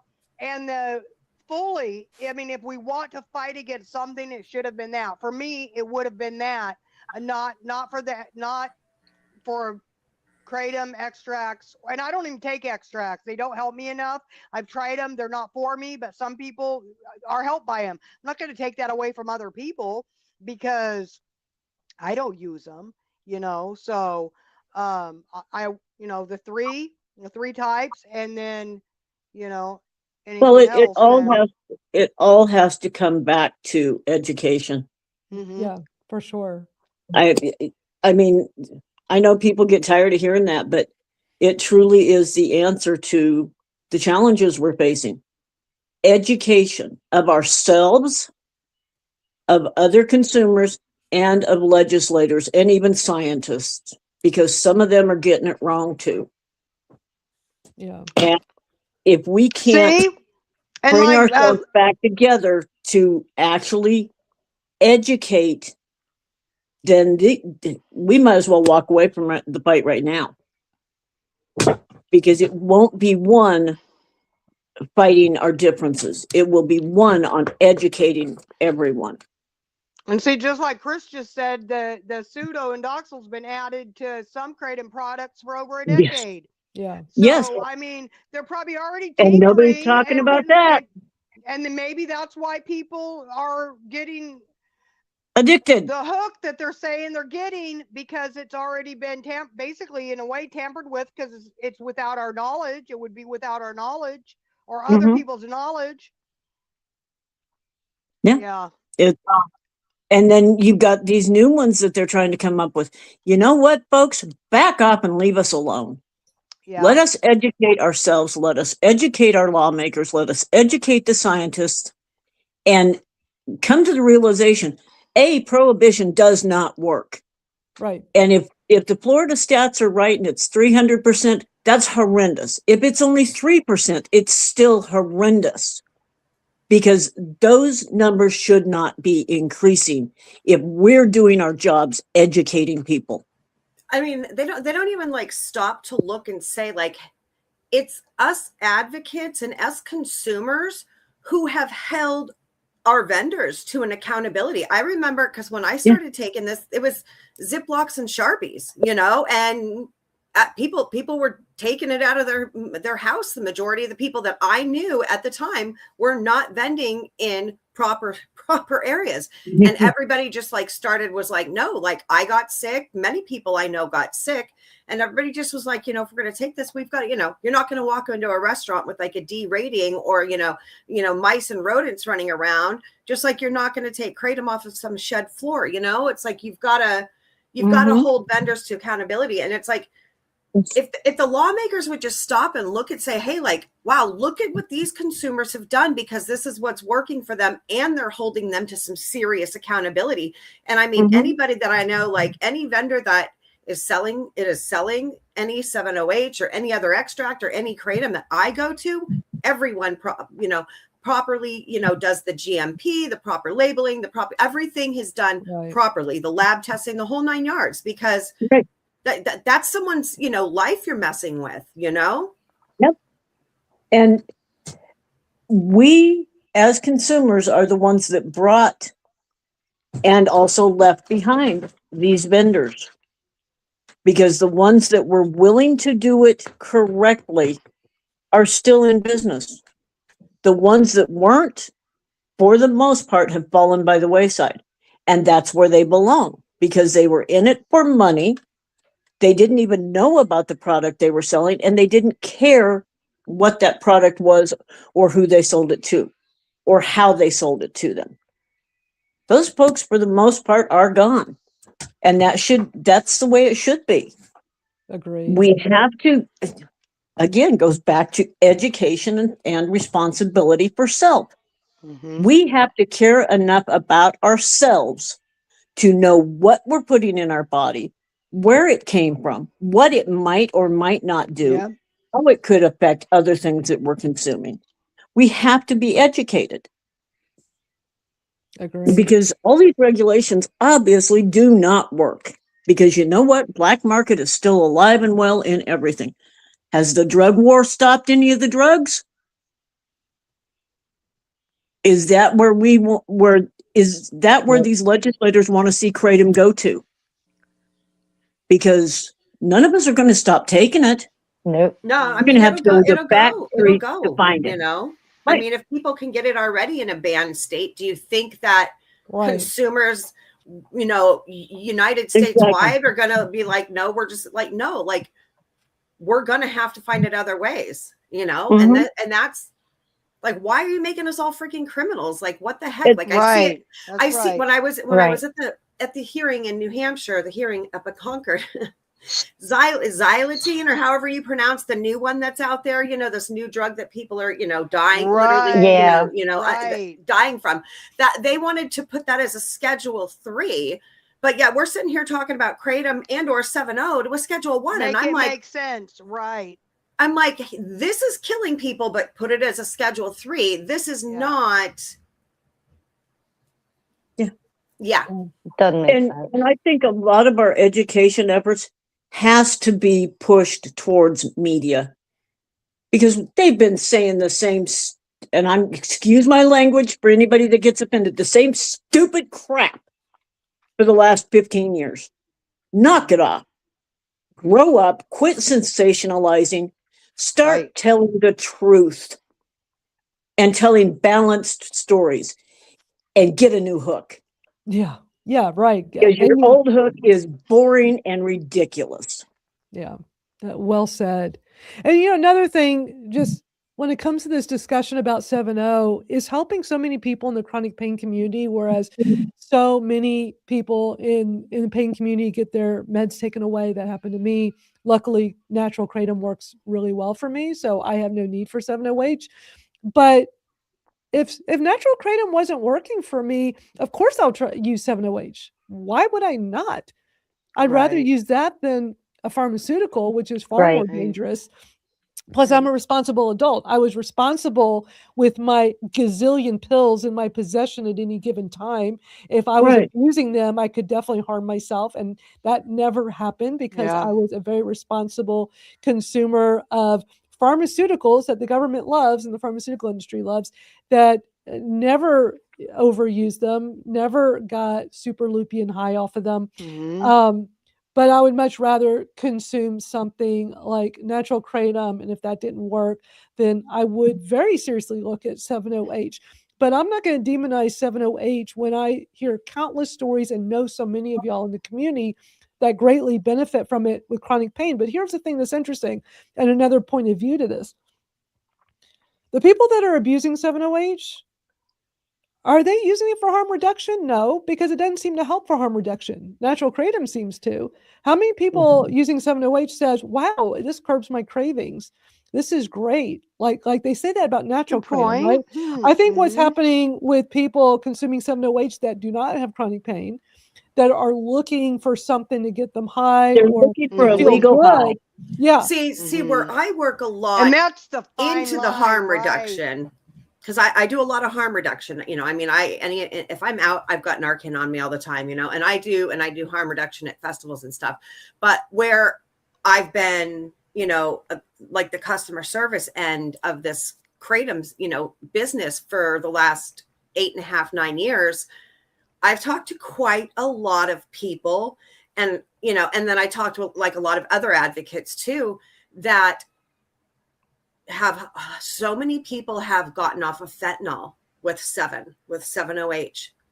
They couldn't go get a fix. Interesting. Granted, they did go to the gas station or to the smoke shop and picked it up, but they were able to stop fentanyl. That means they weren't, is this going to be my last dose, of fentanyl? That's what Am I, same as I was am I trying to going say out, earlier. Yes. because, Right. you don't have that worry. So there's quite a bit of these 7.0 users that actually have come off of like pharmaceuticals. Some have stopped, same with plain leaf. Some have stopped drinking, but there's a lot of people that have stopped using fentanyl. And like, when you look at like the statistics in like Florida and California, and like each overdose thing that you're, and they'll list each drug. This is down by certain percent. This, cocaine, fentanyl, each drug is down by certain percent for overdoses. Well, we know that Narcan ain't doing it all, because when you see how much Narcan was dispersed for the year, and then you see how much the percentages in overdoses has gone down per state. I mean, we were 26% down for the year for like state, like, United States wise in overdoses. And that was like the biggest in years. Nobody's ever heard of that. And that's been in the last like 2 years since 7's been around. Can we say it's all 7? No. Can we say it's all Narcan? No. Can we say it's both of them? Absolutely. That's definitely helping, and then there's some people that, they just may be going the complete, no substance, no nothing. And they just, whatever treatment they choose to come off of, whatever, many people have come off of Suboxone and methadone using 7.0H. So it's like, I guess I'm lucky on one end. I get to see a lot of that side of that, but in a sense, it's like, it's hard. And I've seen, people that have gone from fentanyl to 7.0 and now are just using regular plain leaf, and they've had their lives back. And that's well, and I think something that goes to that is, there again, going back to education, making sure that people that are coming off of opioids, be it street or illicit or prescription, if they're coming onto kratom in any form, when they go to quit kratom, they may experience pause. And that's something that none of us talk about nearly enough anymore. Yeah, I deal with pause. Yeah, Stephanie deals with and pause. so many people are saying, well, we're seeing an increase in rehab because a lot of these folks were never educated that you cannot just quit Kratom cold turkey. Right. You have to do a tapered withdrawal the same you would as if you were still on a drug, because that will potentially rear its ugly head. Now, does it happen to everyone? No. But that's where a lot of these stories of addiction and withdrawals are coming from. People experiencing pause and they don't know it. And a They lot of don't people are just take making it. the jump without tapering as well. They're just like, we're Yeah. just going to stop, you know? Yeah, And I feel good, that's I can quit. that right there. Could that cause seizures? Absolutely. That's like with alcohol, with, you know, coming off caffeine, with, you can have a seizure withdrawing from anything if you quit it cold turkey. You know, it's happened. So, I mean, I tell people, if you have an addictive personality and you can't hold yourself accountable, don't touch it. If you've not tried plain leaf before trying the extract, don't touch it. Start with the plain leaf, you know, and if you can't hold yourself accountable, just don't even bat an eye at it, because I could see, I guess I could see it from both aspects. You know, somebody who myself has been in recovery, and then also someone who has dealt with chronic pain. You know, I see, like with myself, the 7.0 doesn't take away my pain enough. I rather have the plain leaf and all of the alkaloids because that's what works for me. But And I Twinkle, use it works way both. better for her, you know? So it's like, It does. I'm just And sitting I here like, use who am I to sit both. there and tell people what they can and can't take? Like, Yeah. it's like, are you hurting me? Are you hurting yourself? Are you hurting anyone else? Then what the heck? Leave us alone. Like, leave our Well, plants yeah, alone. exactly. That's how I feel. Mm-hmm. It's like the people I know using the ones that are harming themselves are having other issues that they're not Exactly. addressing. Mm-hmm. And, you know, if they were more educated about what they were consuming, I still can't get If over we had how more many mental health people. access and more, you know, maybe people wouldn't be doing what they're doing to try to And the first escape. several months that it was out, I mean, even back when we were in our X space, doing our X space and way back on the gals, I was unsure about 7.0 then. I was concerned because of all that I had already heard. You know, Same. they jump onto the gas station heroin, you're in a group, and now everybody's, and all somebody has to do is hear that phrase one time, and now they're spreading it into every group they go to, and they don't even know what they're talking about, especially in regards to Kratom and then 7.0 too, you know. So I was just, I mean, I had reservations. I was worried. I was like, yeah, I would never, but So I it's just get hit made with pain cool that, shock. That one, yes, that's the one going around. It's like, exactly. And that it's was no going different than how around. you're extracting any Everything is cannabinoid. extracted You know, without like it's chemicals. the same. It's the same as. It's interesting when you dive into that to learn more about it, is the type of chemical used to pull that out.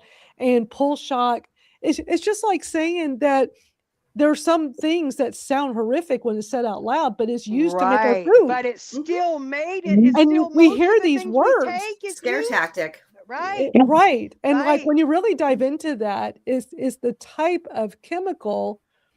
It's just interesting how every side to this whole thing, there's certain words people use. And it's like, what's the big Well, picture? Are you purposely putting the whole community against each other? Like, what is the big picture? Like, honestly, when it all comes down to it, brass tacks, it's about the freaking dollar.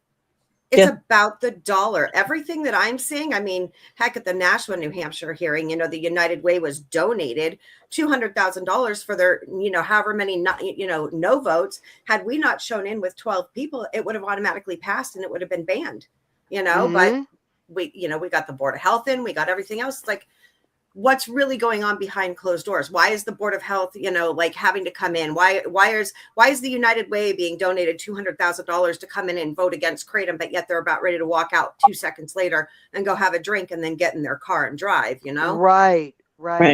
Yeah. And that's why, you know, going back to BAE, our stance is we advocate for natural pure leaf Kratom.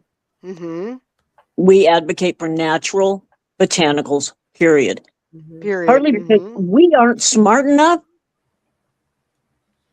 to know enough about any of these other substances to advocate for them.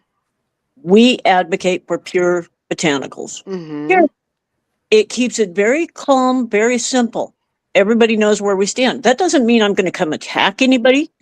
Right. It also means that I know people personally that use 7.0. I'm not going to tell them no. But Exactly. I'm not going to stand up and advocate for 7.0. I'm going And to I fully advocate respect for that. pure Yes, real Let's yes, be trade. ma'am. clear, and And let's we be clear all with have the what's right. going on. Yes.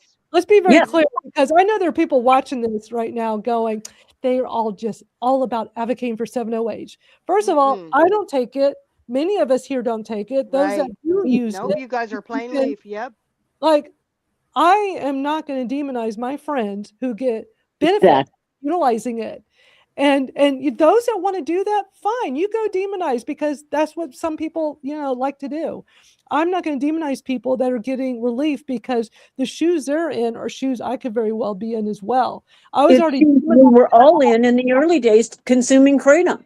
Yeah. Right. and I was Yep. demonized enough in pain management. I couldn't sit here and tell everybody I was taking OxyContin and Percocet. Those Right. names would be like Oh, people would right. The be stigma horrified. is real. It is real. When Absolutely. people get on a Absolutely. bandwagon, the stigma is real in any regard, whether it be the opioid analgesics or it's kratom or now 7.0 or an extract or just whatever, you know.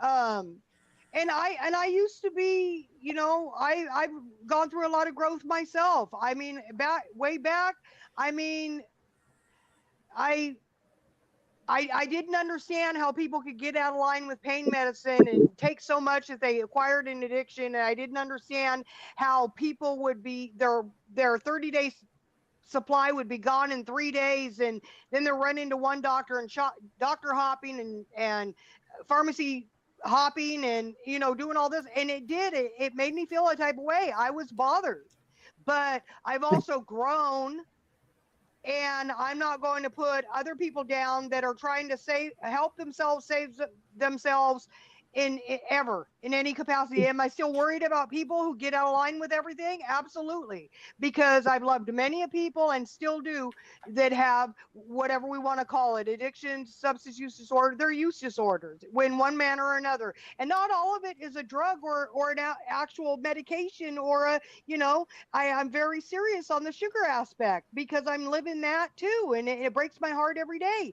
But I'm not going to be I'm not going to be cruel to people, but I respect people for being tea only. That I absolutely okay. I am not offended by that.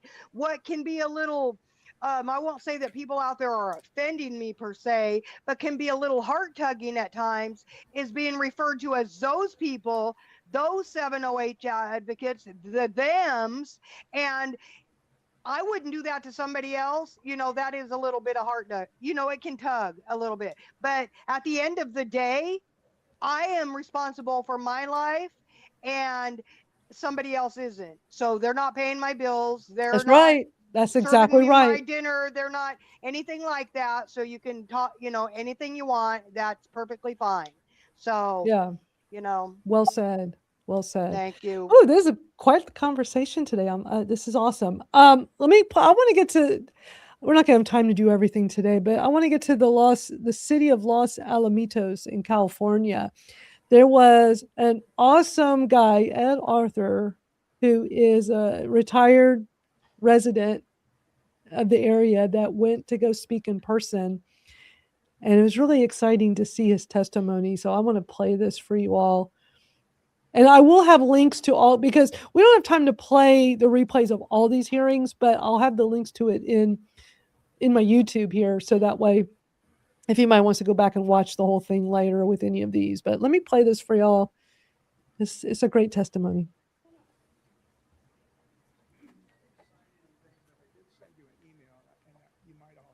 Some of the mics are low. So. My name is Ed Arthur. Just a little bit of my story, and I appreciate it. Let me, some people might have to turn, can you all hear it? It's real low for me. I can't hardly hear it. So on those who are watching on YouTube and X, if it's super low, we'll just if everybody can just mute their mic so we don't speak up all, because sometimes a volume is low, so you turn it up however you're listening, the person on the other end listening to us. And then if we interrupt and talk, it might be super loud for them. So. Talking about Kratom. So if I say kratom, you'll know what I'm talking about. I'm 78 years old. As I said, my name is Ed Arthur. I've never done this before, but this is a subject that's near and dear to my heart.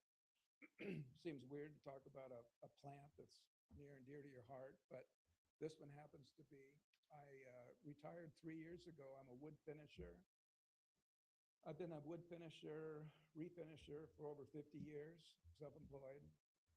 Lately last 10 years, just doing entry doors, stripping, refinishing entry doors by myself.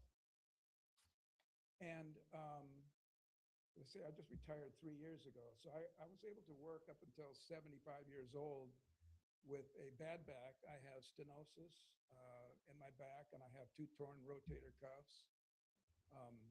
But I credit Kr8tom for my ability to continue working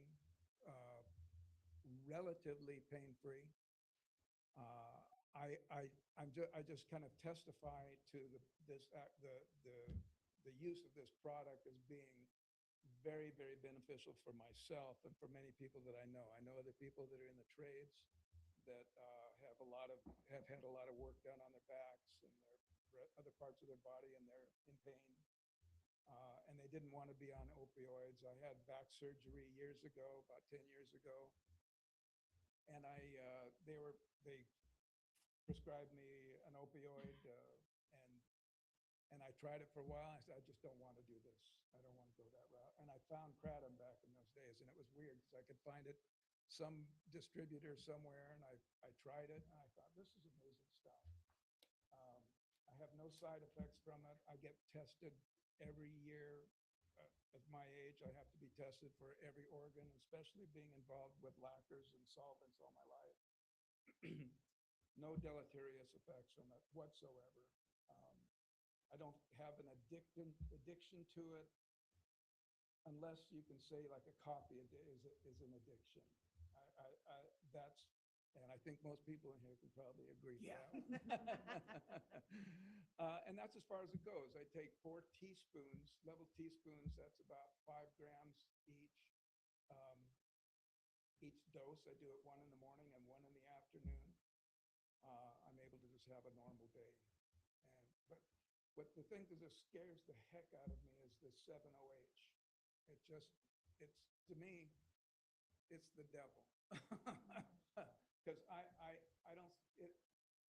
see that they're taking something that is very beneficial to people that are my age and older and younger and around the world, and getting great benefit from it.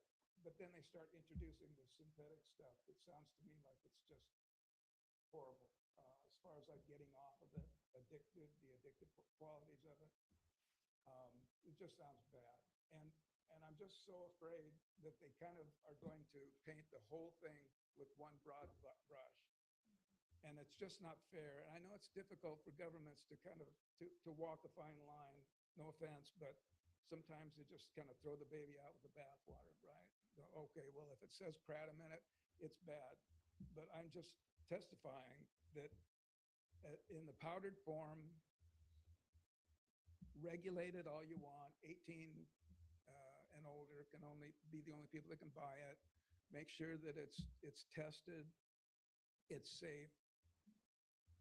But it's kind of like the American dream in a way, because there are vendors all around the country that send it out. They make it's a little cottage industry for a lot of people, but it helps millions of people. And I can just testify to the fact that it's helped me. So I think that's basically it. I'm just really concerned that local municipalities will just say, if it has the word Kr8tom in it, they're gonna just toss the whole thing out. And the whole community, I think the Kr8tom community, I think, is fighting for that. I think it's almost a David and Goliath, because there's a lot of money to be had in this 7-OH. And I went to a smoke shop. You cut me off if you want. I don't know how far. There's a timer somewhere. I just. Oh, okay. So you watch the timer, friend. I won't cut you off. The timer will, though. I went to a smoke shop to get a cigar the other day, and I saw this stuff up on the shelves. I go, "What's the deal with this 708?" She goes, "Oh," I said, "People buying it?" He goes, "Yeah, people buy it a lot." One person said, "I have a couple customers that come in. They spend $200-300 a day on this stuff, and they keep coming back for it." Oh, that's it. Okay. So anyway, I'll sit here for a while if anybody has any questions. But thank you so much for your time. I appreciate it so much. I have another face I don't recognize when you. He's with me. Oh. I should have known that. I apologize. I don't know your face, friend.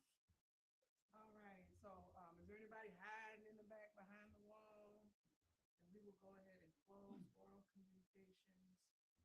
Updates from the mayor. No one fed me any, so I don't have any updates from city staff.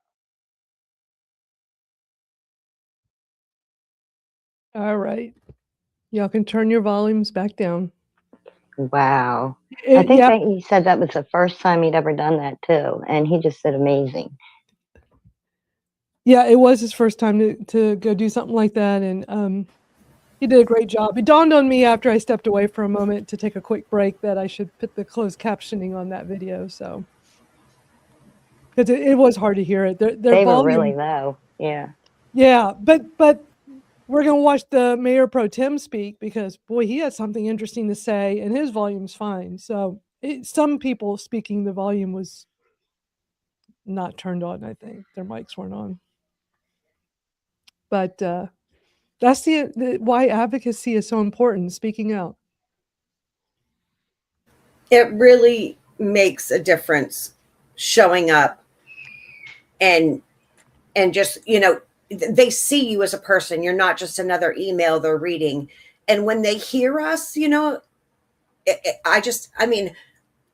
comes across a lot stronger than I think, just sending in an email, because I know they get quite a few, not enough emails. We're not getting enough people even, simply signing anything really quick, like I don't know where advocacy went, but it's honestly getting draining and exhausting, carrying such a heavy load for so many people that either aren't aware of what's going on or just, oblivious to how important it is. It's a lot. It's been a lot. Last year and this year is just, it's a lot. I'm exhausted. The apathy. Yep. And it's so important because when they see us and they hear us talk, we're not what they are hearing we're going to be like when we come in there. You know what I mean? We're lucid, we're talking to them, we make sense, we have the science. And I don't understand how they can even deny that that's what's happening and it's helping us. Because I couldn't walk in and stand up in front of anybody or even do this without having my tea. I couldn't sit up without the tea. Yeah, when I was in the Concord, New Hampshire hearing, and you heard me say, I have all my faculties about me, because somebody, I think it was like a nurse or an RN or some practitioner, I don't know what she was, but she was like, "We're seeing withdrawals every day. People are coming in every day," and and she's lumping 7 with that, and I'm just like, what the heck, and she's like, "This is what's going on. This is what's going on," and they're getting high. They're looking for high. Anybody that's taking 7-0 is like, basically, just like insinuating like that's, because you're going to need more and you're going to take more because you want to get high. And no, ma'am, that's not what's going on. Right. Like my dose Right. hasn't And some people changed do between. believe that. Exactly. They just want to put that on everyone. Yeah. And everyone is different. So while that might apply to a few, it doesn't apply to everyone. I'm sitting there going, and I have walked, and I purposely have walked in to one of the meetings, one of the hearings, just taking 7-0. I said, "Do I look like I'm on something that's strong, however much stronger that they say of morphine?" I said, "Because if I was, I'd be kibbing out drooling on myself over here right now.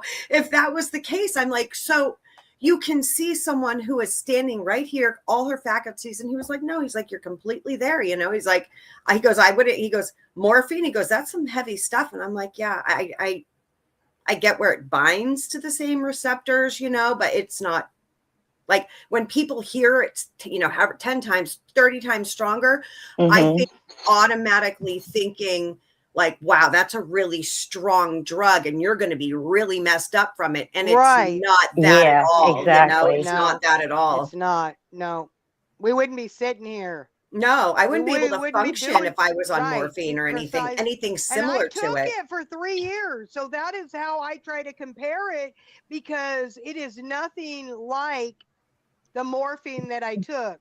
And I was while in bed with sometimes, all that. yeah, I you can't do nothing. No, you I can't. mean, Yeah, you and just, they're you're worried just, about driving and all that other stuff. But here, go take morphine and all those other pills. You know, just be careful, but use your best discretion. Again, right. But accountability. it's okay because it's the pharmaceutical.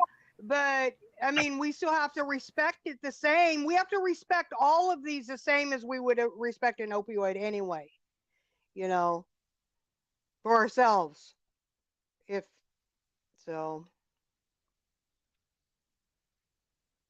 I'm going to play the mayor pro tem. Let me kind of explain this. So first of all, Los Alamitos is a small city in Orange County, California.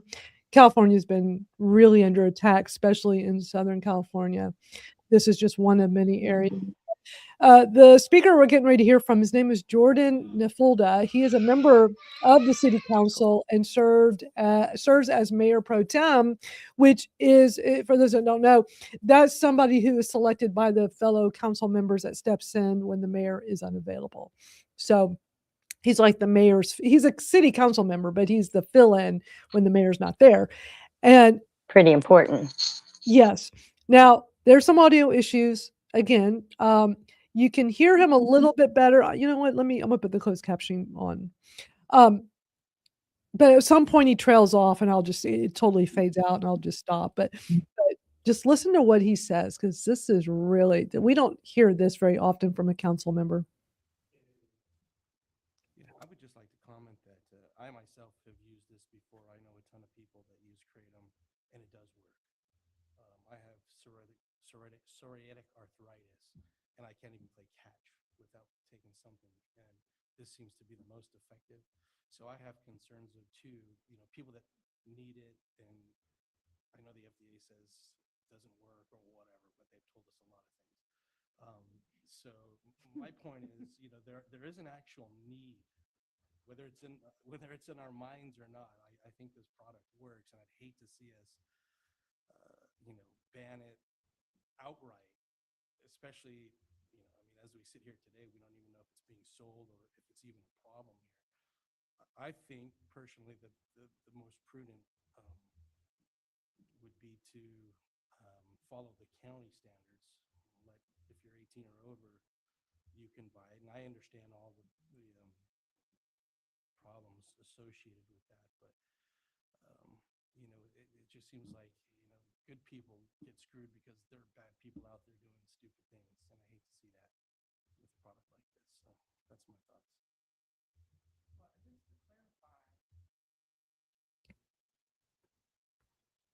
All right. Y'all can turn your volumes back down. Those that are watching this broadcast, it was their microphones, but interesting testimony coming from somebody who's a decision maker. He consumes it. And it I works. love that line. Bad people doing stupid things. Yeah. That summed it up. And sometimes it's even good people doing stupid things. Yes. But absolutely. Good point being brought up here that Kratom, keep hearing that Kratom is a full agonist when it's a partial. We don't hear that enough. NX meaning a pharma drug. But that was some exciting testimony to hear. I was going to play the South Dakota, but we're not going to have time because we're already 2 hours now into this. But what I will play, I'm sure people heard that there was an interesting ruckus that happened in South Dakota. I'll play that part. So, y'all have all seen and heard like what happened, right? Or is anybody here hadn't seen it yet on this panel? Not sure yet. I don't know if I know. saw that one. That may have been the one that I missed. I think that is the one that I missed. Well, I'm in for a surprise. I'm excited. Let me make sure I queue up the right, yeah, because we just don't have time to play it all. But well, let me see, because I was going to play some of the intro, but it's long. It's like 12 minutes. And then, I mean, I guess it depends on if y'all want to stay a little bit or start wrapping up. I'm fine. It's up to you gals. I mean, I wanted to kind of start at the beginning when they first talk about, in South Dakota, what they're trying to do. This is a House Health and Human Services Committee that had a meeting to talk about Kratom and banning it. So yeah, I was going to start off, if there was time, play 12 minutes of them talking about it, and because they bring it up, talk about the ban bill, and then one of the people does like a whole presentation, and it's quite interesting because they have all this information that so much of it is not accurate. And then you have some science information, clarification on a death that's very interesting that I wanted to play. And then hearing Mac Hadow, the AKA, give his testimony. You know what? Let me just play the little thing with Mac, because I mean, this is the thing that happened that people should be aware of. That Oh wait, if it's that one, then maybe I did see it. How the opposition reacted to while somebody's testifying. Okay, yes, I did see this one. It's good. Yeah, and the aftermath of what, I'm sure some people haven't seen this yet and they're in suspense going, what is she talking about? It's very short, but I'm going to play this little blip here, and then I'll start at the beginning. We'll see how far we want to go. So this part is just going to be where they let people speak that are on the Zoom, and they start with Mac. So let me just play this. Just pay attention to like what happens while he's speaking. And again, it's very brief. When we call upon you, please. Mac Hadow. Thank you, Mr. Chairman. I'm with the American Kratom Association. We strongly oppose this bill. I can tell you that the FDA is actively investigating every single one of the reports that you've heard, and their conclusion is that deaths are rare, polydrug use, adulterated Kratom products, and underlying health conditions. Thank you. You got to kick those guys out. Wow. It was Susan and Dan. Just remove them from the meeting. All right, Melody Wolf. So they kicked out 2 people from the KDA. Very disrespectful. Very for doing that, for interrupting like that. Yep. And interesting that one of them caught it and saw exactly who it was. If you're watching the screen, you could see who it was because they unmute. They have specific instructions. Only unmute when you're called on. And 2 people decided to unmute themselves and do what they did, and got kicked out for it. So rude, heckling like that. Everybody listens to what they have to say, and I've never heard anybody be rude to them, ever. And that's not appropriate behavior anyway in a situation like that. That's just right. Well, we wouldn't do that to them. I mean, yeah, it's very disrespectful. We would never do that. Never interrupt. Can you imagine the outcry if we did do that? Oh, right. yes, ma'am. It would Like, make "See, national this news. is why it needs to be banned. It Look would. at them. They're outbursts. They're insane. Right. They're outbursts in right. the middle of a testimony. Right. That's right. Right. Exactly. But man, that was just, oof. I heard that something had happened, and when I watched that, I was like, man, that's I like, mean, I think it gave a few of us a little giggle for them to kind of get the boot. I mean, when you play stupid games, you win stupid prizes. exactly. Like grow up, act like an adult. This is what we're all here doing. We're all here, to speak as adults. And if you can't act like one, well, then there's the door. Goodbye. Exactly. Exactly. And yet here we are that they're painting as people that would do something like that, and we would never do it. Right. Like, oh, that would be addiction behavior. Yeah. So yes. Yeah, like we're bad people or setting things on fire or anything. We're not doing none of that. No. We're not doing nothing. Like we're not out here robbing things. We're not doing. Nobody's doing that. Like Exactly. Well, let me play. I'll start at the beginning because when they intro it in the presentation, because I did find the presentation quite interesting. So let's watch this together. Forward with the due pass recommendation. All right, up next, House Bill 1151, ban Kratom and Kratom products to provide a penalty therefore. Representative Heineman, proponent testimony. Thank you, Mr. Chair and members of the committee. I come before you to provide testimony on House Bill 1151, an act to ban Kratom and Kratom products and to provide a penalty thereof.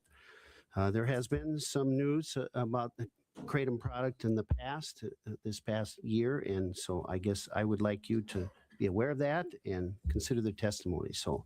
And I'll stand by for questions. Thank you. Thank you. Further proponent testimony for House Bill 1151.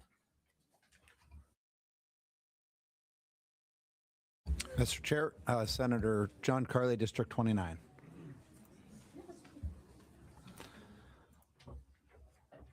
I have a couple pictures I'm going to put up here, so should be on the screen.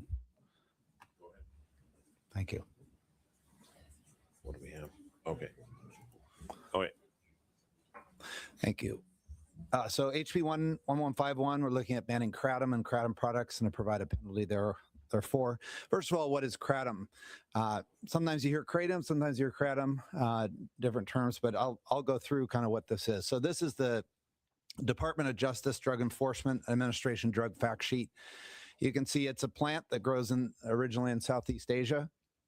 Consumption of its leaves produce stimulant effects in low doses and sedative effects in high doses. It can lead to psychotic symptoms and psychological and physiological dependence. There's two main ingredients. You'll hear about 7-OH or 7-hydroxymitragine, and they're crushed or smoked, put into tea, swallowed into capsules, different forms there. So how's it abused? Mostly by oral ingestion in form of tablets, capsules, or extracts.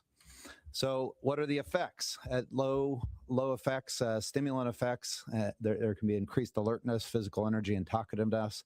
At high doses, you can experience sedative effects. You can see some pictures of it here on the right-hand side. Kratom's effects on the body include nausea, itching, sweating, dry mouth, constipation, increased urination, tachycardia, vomiting, drowsiness, loss of appetite, and a number of other things. What is its legal status? Kratom is not controlled under the Controlled Substances Act. However, there may be some state regulations or prohibitions against the possession. The FDA has not approved Kratom for any medical use. In addition, the DEA has listed Kratom as a drug and chemical of concern.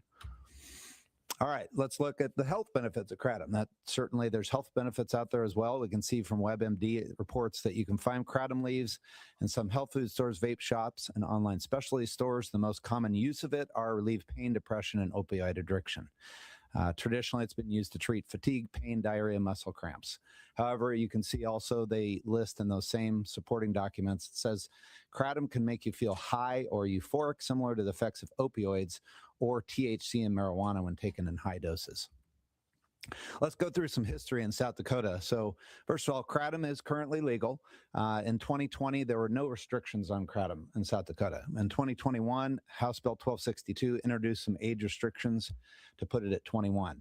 And then in 2025, House Bill 1056 targeted the potency, the concentrations, and the labeling.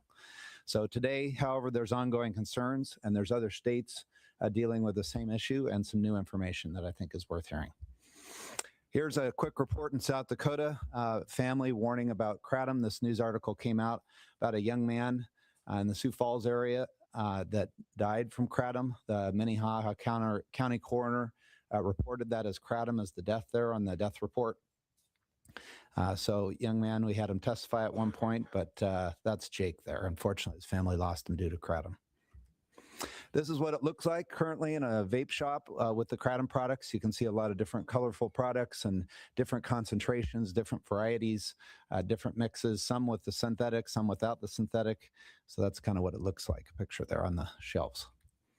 All right, some news. What's some news that took place? Very recent news, just actually reported about 2 weeks ago. The chess grandmaster, Daniel Nardiski, had drugs in his system. Do note that this one he's showing, this death with the chess grandmaster, is disputed later by somebody else. So just keep that in mind, that it was determined it was not a Kr8tom death. So keep that in mind. Toxicology reports suggest.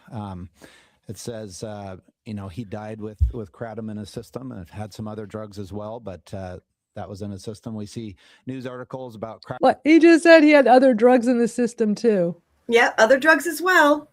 Yep, and he said it real quick. He did. Disregard that. It's never any other drug's fault. Right. But the beauty is later on record. I'm going to play it after this. On record, a minute-long testimony that it was determined it was not a Kr8tom death. Down on Kr8tom and 7-OH. Another news article from Idaho. Kr8tom directly linked to overdose deaths in Idaho. Coroner raising concerns. We can see at the bottom here. We're still finding Kr8tom and 7-OH products for sale in gas stations, smoke stops, online, and other retailers. While these products are sometimes marketed as natural remedies, they are dangerous and can result in fatal overdoses, said the state public health officer. All right, we hear some testimonies. Testimonies sometimes it cured my dental pain. It was replacement for painkillers. It calmed my anxiety, gave me energy. It helped me get off opioids, gave me a positive mood. We hear those kind of testimonies. However, I'll just make a comment that you hear those same testimonies oftentimes with taking prescription drugs. You hear them with taking dietary supplements for some. You, of course, hear that in this case for taking it with Kr8tom. You hear sometimes these same comments with drinking coffee. You hear it with using marijuana. And finally, using cocaine, you hear some of these same reports. Some even claim some of these testimonies when they exercise. This is a quick search on Amazon. If you go to Amazon and search word Kr8tom, you can see the results that come up. The vast majority of the top results are drug tests likely for employers who want to make sure that their employees don't have Kr8tom in their system when they're working at their offices. Additionally, you can see a number of the books that come up. First search here, Kicking Kr8tom, 100 Things You Need to Know About Kr8tom, and then My Kr8tom Hell. People are reporting about the addictions, and lastly, Kr8tom, A Glass Half Empty. That's the first page on Amazon. But the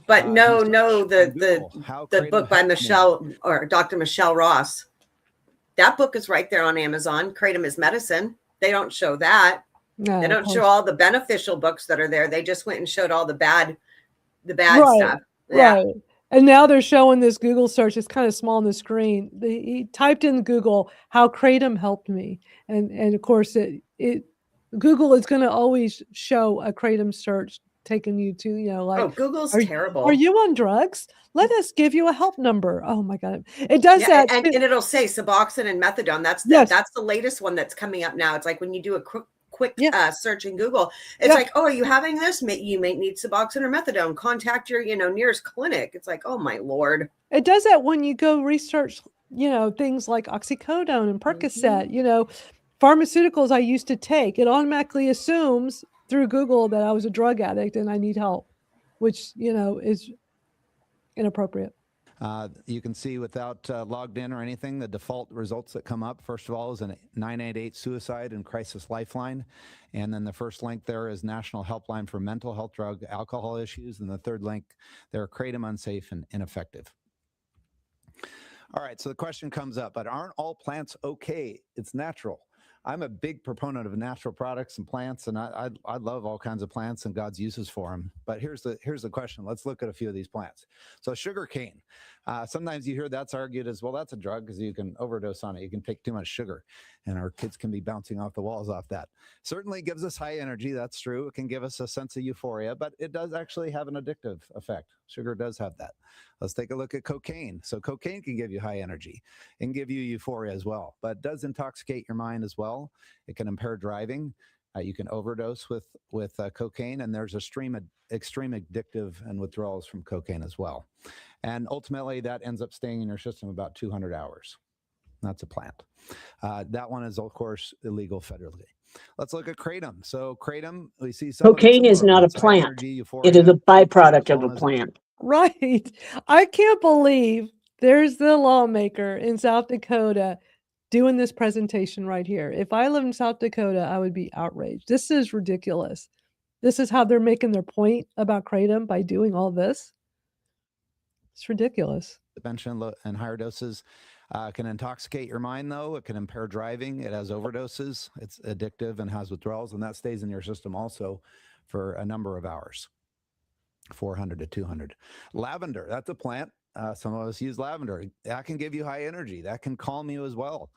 Coffee, many of us, if we had it this morning, we might have some energy because of that. Hopefully, can make us happy. Those who love coffee and the different flavors, but can have a small addictive effect? Sure, withdrawals. All of us have dealt with that at some point or another. Finally, I grow rare fruit, so I'll mention an interesting one called Manchil fruit. You may have never seen this before, but it creates high energy if you eat it, and it certainly makes you happy if you eat it. But this fruit, if you eat it, will kill you within 30 minutes. So that creates death. So we have to be careful about all. How about bringing up all the toxins in our food? Right. Right. I can't believe this is how he wants to make his point. And now mushrooms. Yeah.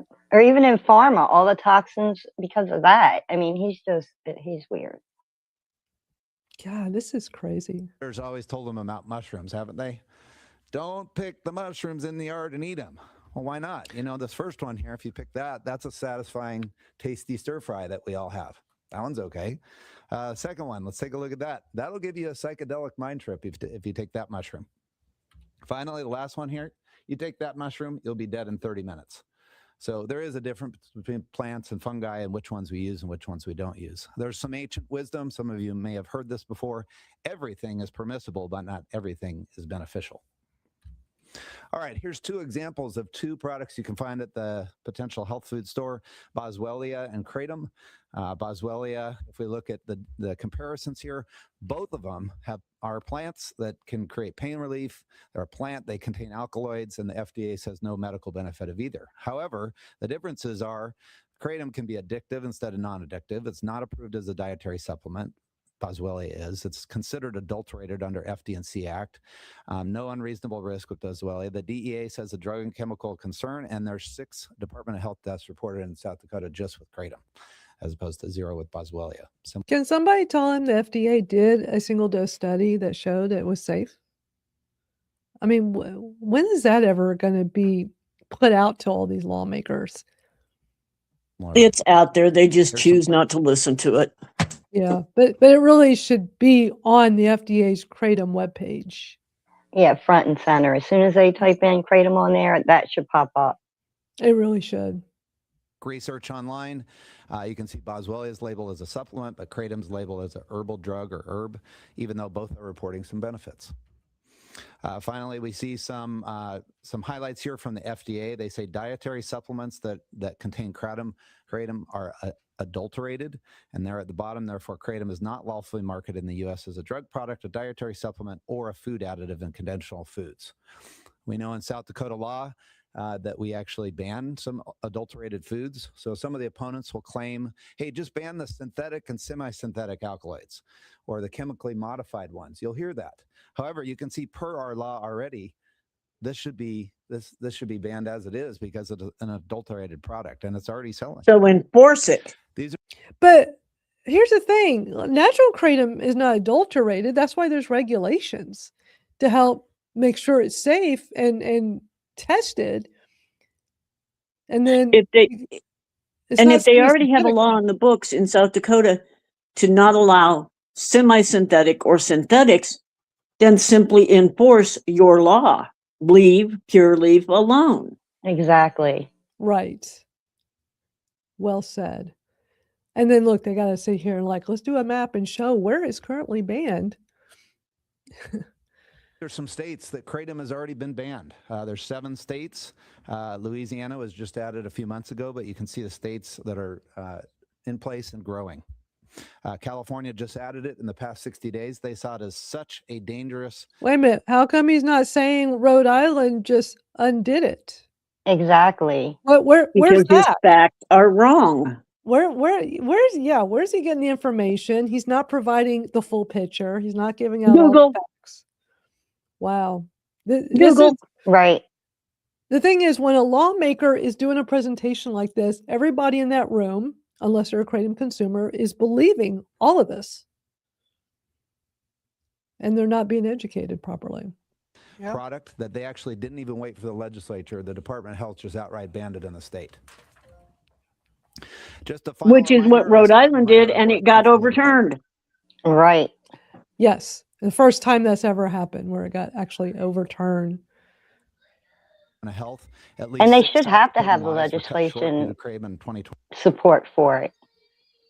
Right. Exactly. Because we all know what the Board of Health tends to want to do.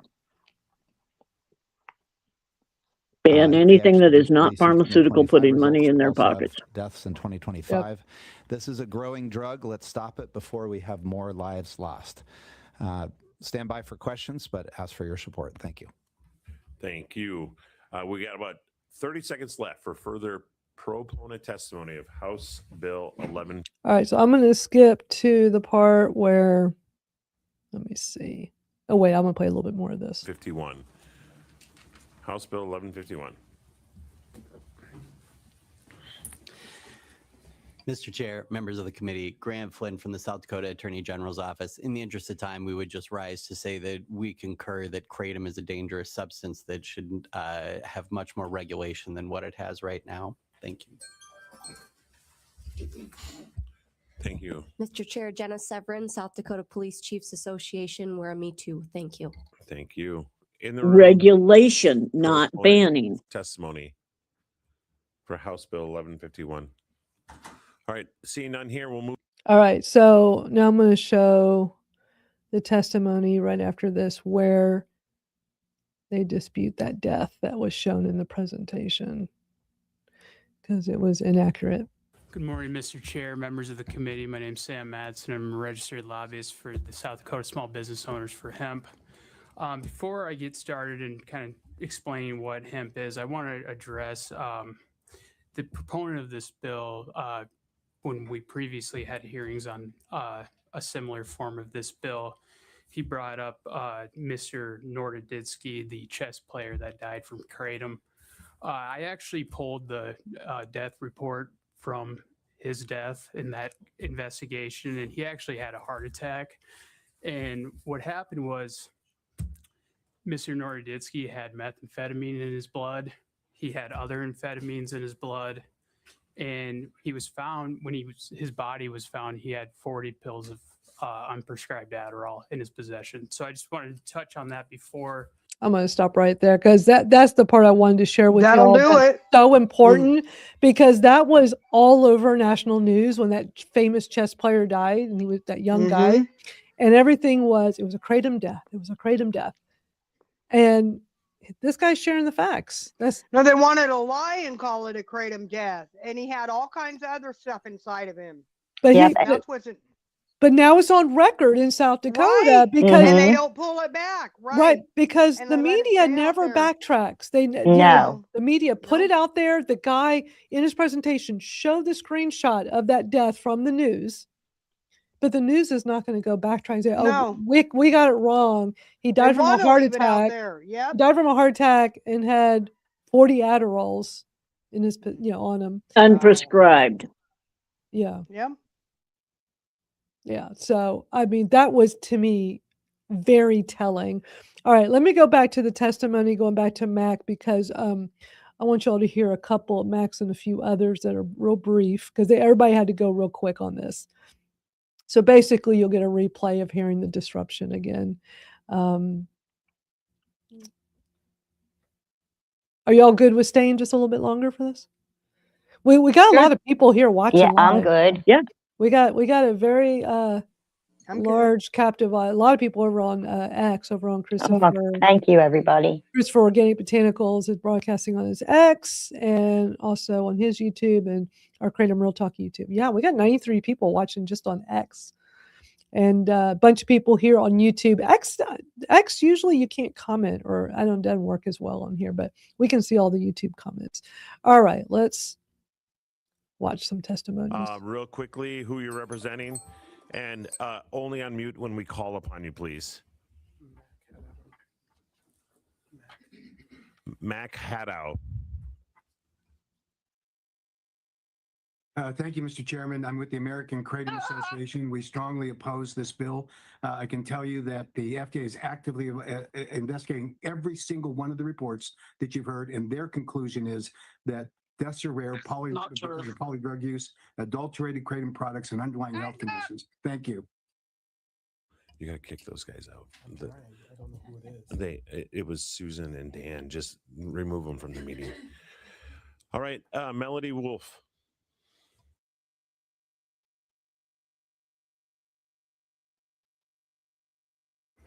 Melody, you're on mute. You need to unmute your mic. And truly, it's state your name, who you're representing, and a me too, please.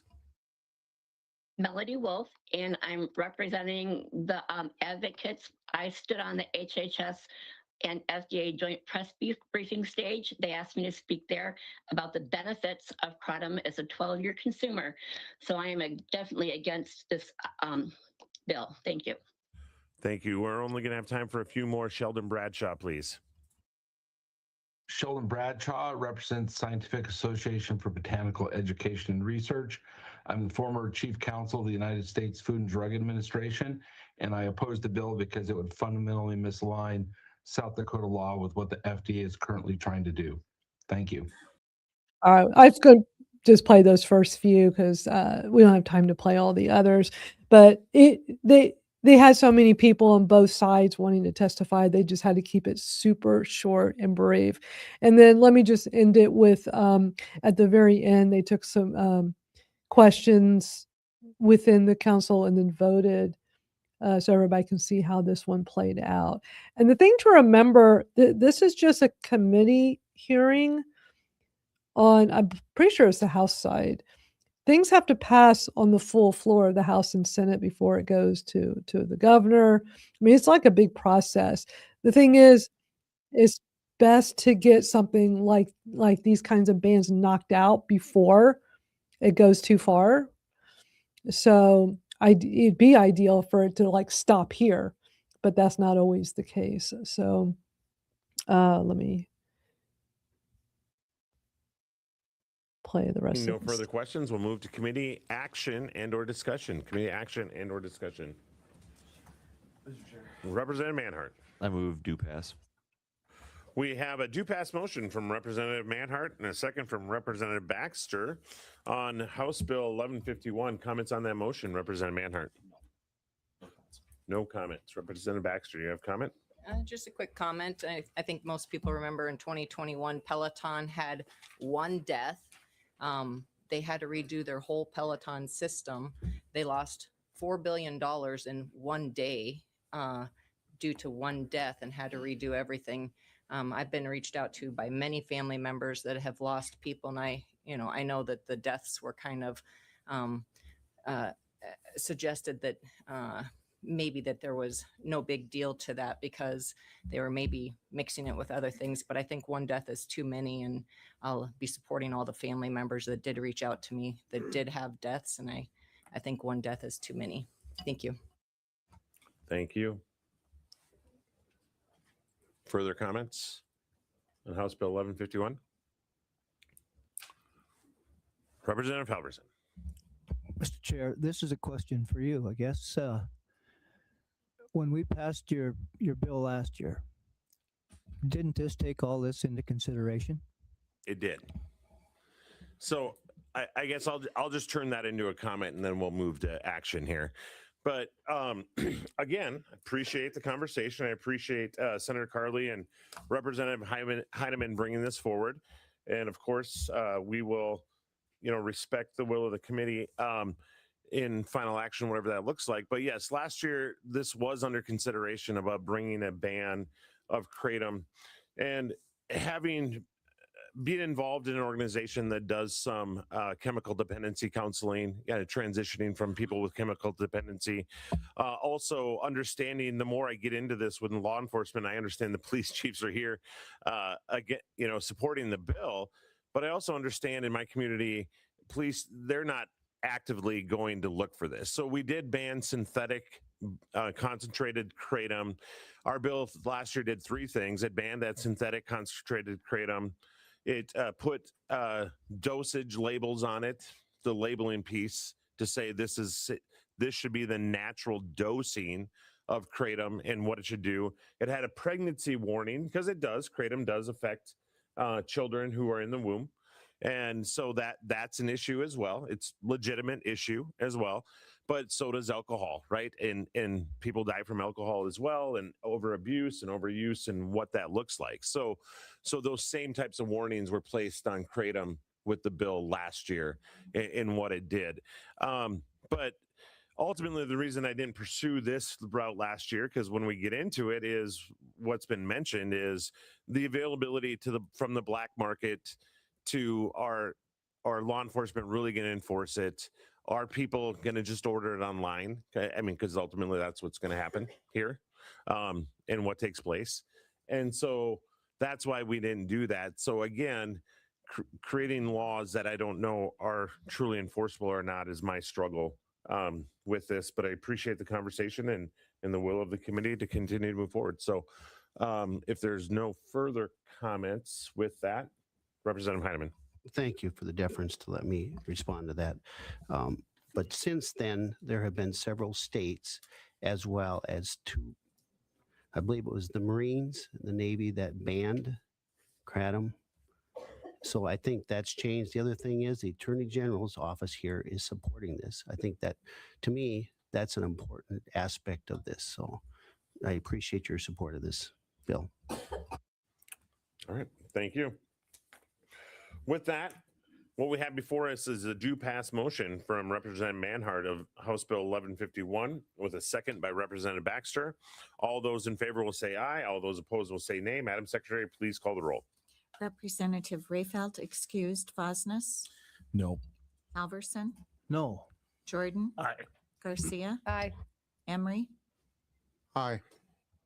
Andera? Pass. Kaiser? Aye. Schaefbauer? Aye. Manhart? Aye. Baxter? Aye. Andera? No. Heineman? Aye. Mulder? No. 8 ayes, 4 nays, 1 excused.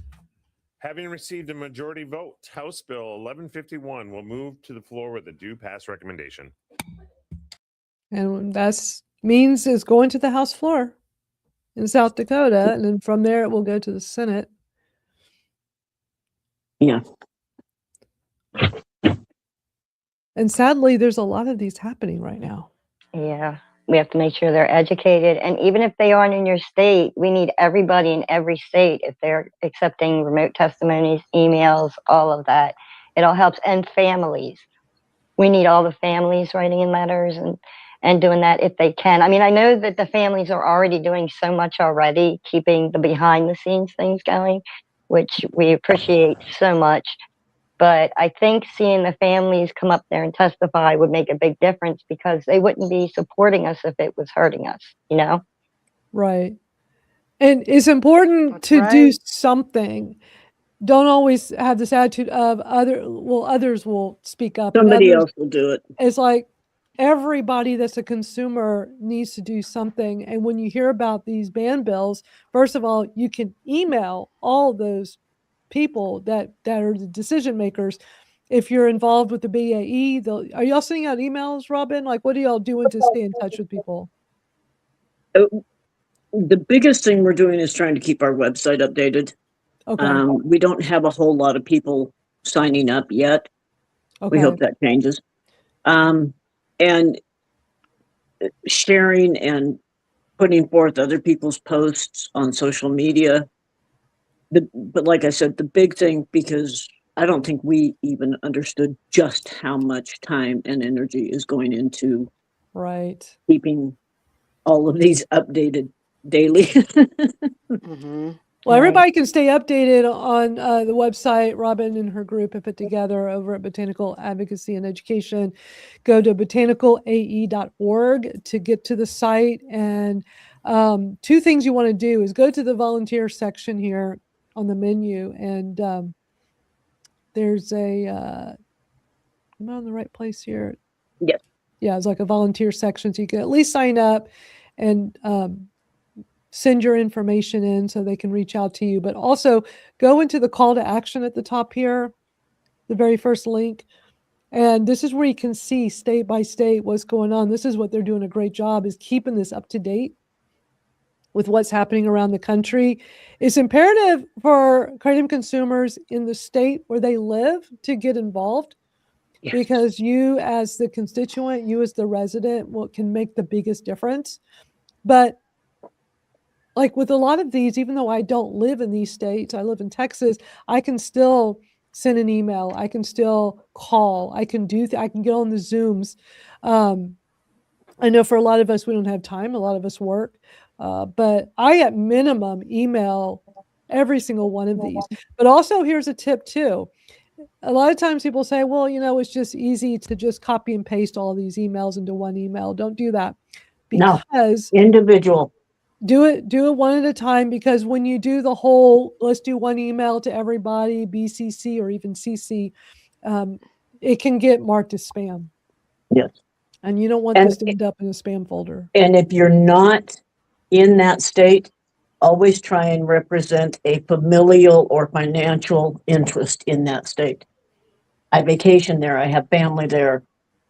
I have a business there, whatever the case may be, so that they see you're actually financially profitable to that state for your purpose. That's what I did for Georgia, because I have family in Georgia. Right. And the other thing is, if anybody out there sees an action taking place in their community, let us know, because we can't catch all of them. There is no, for state level, there is tracking software, but on a city and county municipality level, there are not the same generic portals to search for every state. So a lot of them go down to, we have to go click on the city council for a city, dig through their agendas and see what we can find. I can't get over how long this list is. It's just mind blowing. Yeah. We're about 2 days behind, so it's going to get longer. It's crazy. I just don't understand. How did we get here? You know, how did this happen? It's just, it's way too much. But this is why I'm going to call it out. Apathy. Yeah. You know, the advocates that are active and busy, thank you, thank you, thank you. But for those of you sitting back saying, well, I want to, but, or maybe I should, but I don't, get off your butts. If you don't know how to do something, ask. There's hundreds of us out here that will answer every question. And there are no stupid questions. Exactly. Do something. Because otherwise, you're going to be one of the ones sitting back crying, going, now what do I do? Right. And it'll be too late. Yeah. And that happened quite a bit in Louisiana. I mean, there was very little noise coming out of Louisiana. It's like, wait a minute, I thought they have hundreds of thousands of Kratom consumers there. Right. And the other thing is, a good share of us know vendors and use vendors that are active in these fights. Make sure your vendor is. Yeah, let them know your dollar depends on them fighting the fight with you. Yeah, because if they won't, find somebody that will. Right. And there's a lot of responsible vendors that are getting their own advocacy groups together and helping people out. So definitely check into that too. Yeah. I mean, it can be challenging when you're split so many different ways. But at the same time, if somebody's doing something, keep doing it. Yeah. And work together with others. You know, we are much stronger together. I want to see and hear unified voices again. I miss that. Yeah. Yeah. I miss the nonsense. I don't like the nonsense of, well, I can't talk to you because you're with them. I know. Yeah. Well, guess Pick what? sides. You have to Them pick might be the ones that sides. win the fight. So get over yourselves and get busy. I mean, I know, like, from an advocate standpoint, it's really hard because you don't see anybody out there. But I will say, the folks that are in the 7-0 community, the folks that are like, you know, they're advocating for the whole damn plant, Seven Hope Alliance, Heart, Yep. everybody's, they're all advocating for the whole plant. So take a little, if people want to follow by lead for friggin', my goodness, like follow that right now. Like right now they are doing for the whole plant. No judgment. We don't care if you take it, people I don't care what you take, what you don't take. That's not my business. But if we all take something that's helping us and it's saving people's lives, shouldn't we all be fighting together? Like, I just think that's like the world is already so divided enough as it is. Why continue to allow that's exactly what they want is a divide right now. It's exactly what they're wanting is a divide. Yeah, because the more we divide ourselves, the more the opposition wins. And that's why I said it can be challenging seeing so many groups out there advocating or trying to build advocacy groups. But at this point, if it means you're going to get people involved, we can worry about the boundaries later. We have to advocate for our plant. The plant deserves nothing less. It's done so much for so many of us. It's our turn. I mean, if we don't advocate for it and we don't all like rally together instead of against each other, we're going to lose the damn plant. Like, let's just get it together. We are. Like, stop playing. Yeah. Because they're going to come after the plant and then it's all gone. They're just I don't want to be, I told you done so. with it and take it all. Just wipe the whole thing. Well, it's like one of the things that we just uncovered, Bloomington, Illinois, relatively good sized city. Guess what they start on Monday morning? Their enforcement phase. They banned it. Yeah. Came across an article. ABC in California, starting Monday morning, is going to start going around to shops pulling product. ABC is alcohol beverage control. Yep. Okay, so if they've got the resources to go do that, why couldn't they just take the 7-0 out of the gas stations that everybody kept saying that the laws kept saying they didn't have the money for? Thank you. And People that's where if you've got the product, whether you're a tourist state or whatever, I know if I'm going to Texas, to California, to Florida, I need to be in a legal area. If it's not legal, I'm not going. I've got family and friends like all over. I'm not going if it's not legal, and that sucks. Like, right. My daughter lives in Alabama. I can't go see her. Yeah. Yeah. It sucks, but the reality is, if I'm not when I taking went to Kratom, I can't make Georgia- that trip. Right. When I went to Georgia a couple years ago for my mama was still alive, but my son had taken me down there. But we actually drove through Alabama to Florida for just like a day trip there at the pier. We were there maybe 4 hours or something. I couldn't take any during that trip through that. I mean, I was terrified of Alabama, seeing Alabama at all because of what happened to our friend. But so I couldn't take it. And if it would have been beyond just a couple hour trip, I wouldn't have been able to go at all to even visit the pier because I wouldn't have had the relief. I just had to be so, and that was before 7-0. So I'm only talking just, the tea. Yeah. I had to be in a window, take it right then and pray that it carried over the 4.5 hours because we were only at the pier maybe an hour and a half, but then it was the travel time.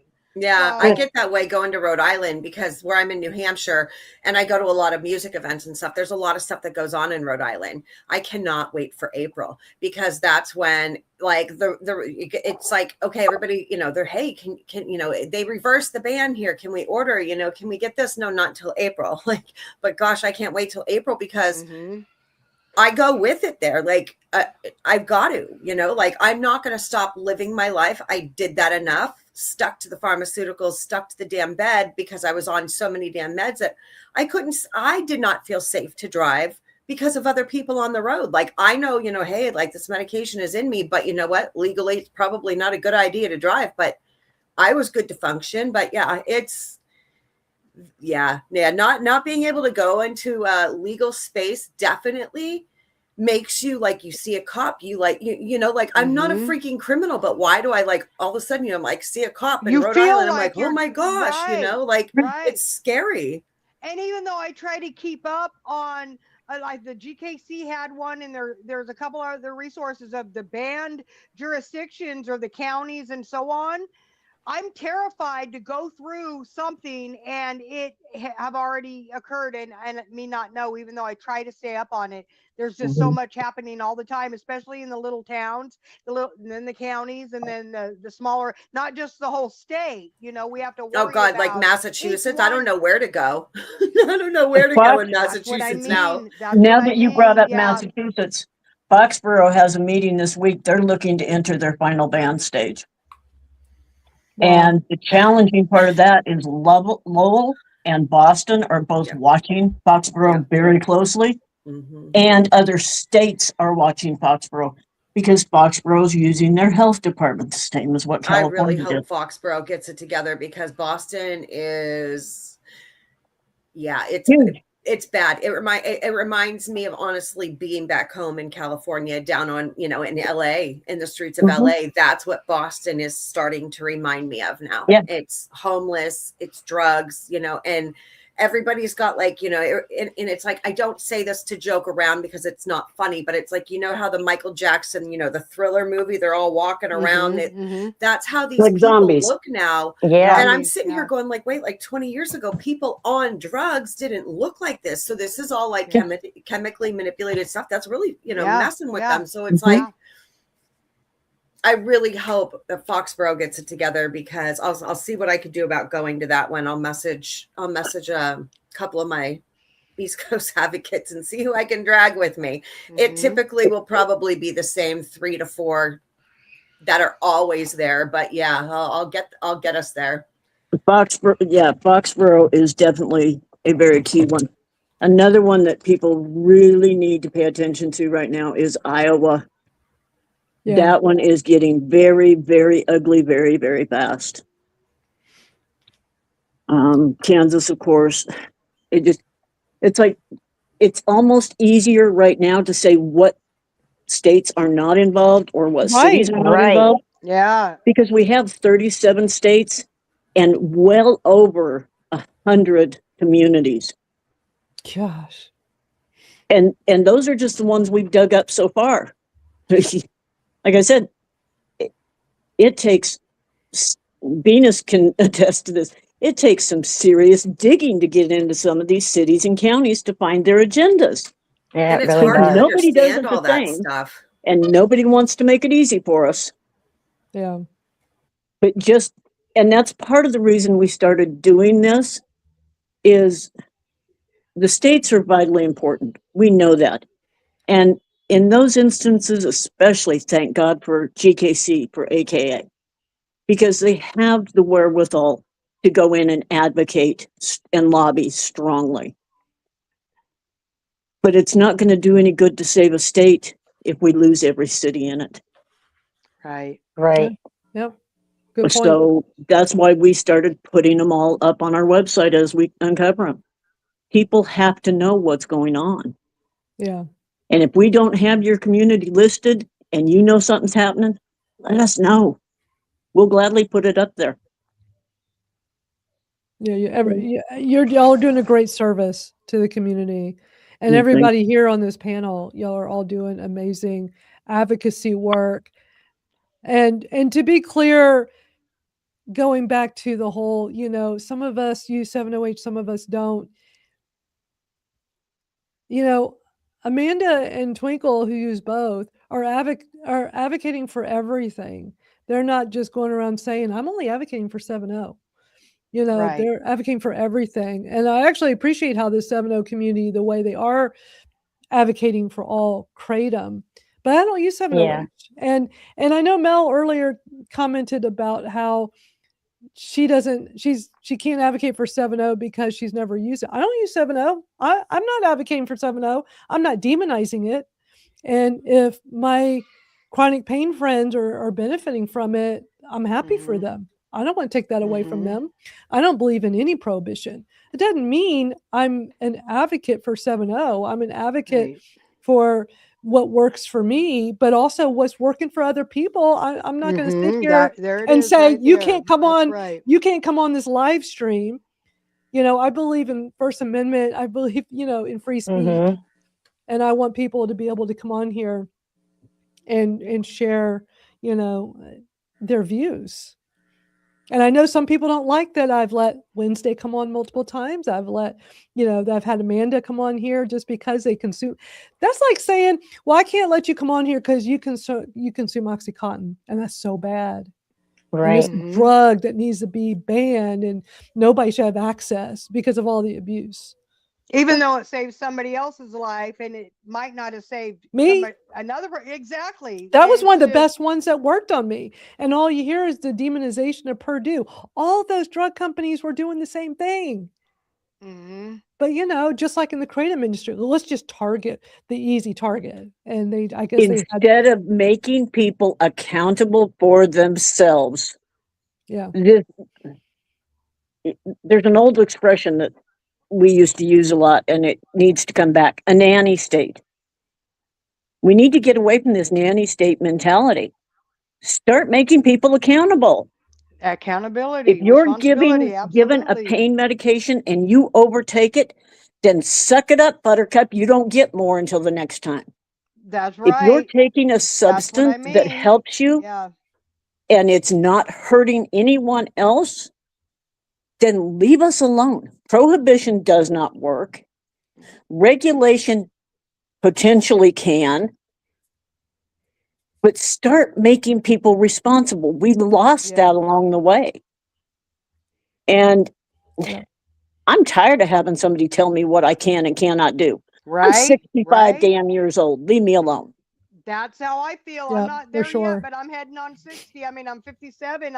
I'm just like, I will be responsible and accountable for anything that I take. And if I get out of line with anything that I take, that is on me.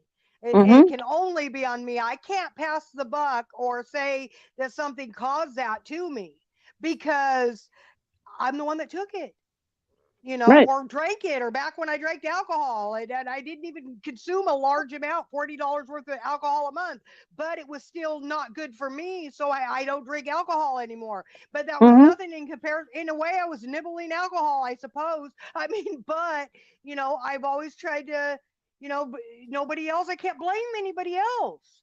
Right. Yeah. Just can't. Educate, responsibility are the answers. And getting involved. Lose the apathy, lose the laziness, I understand anxiety and fear. I really, really do. I mean, I'm living that anxiety every time I come on here because of the cameras. But I have to be able to look myself in the mirror every day and know that I have done everything I can to continue to make sure I benefit from the things that help me. Yes, ma'am. Because if I don't, I've got nobody else to blame but me.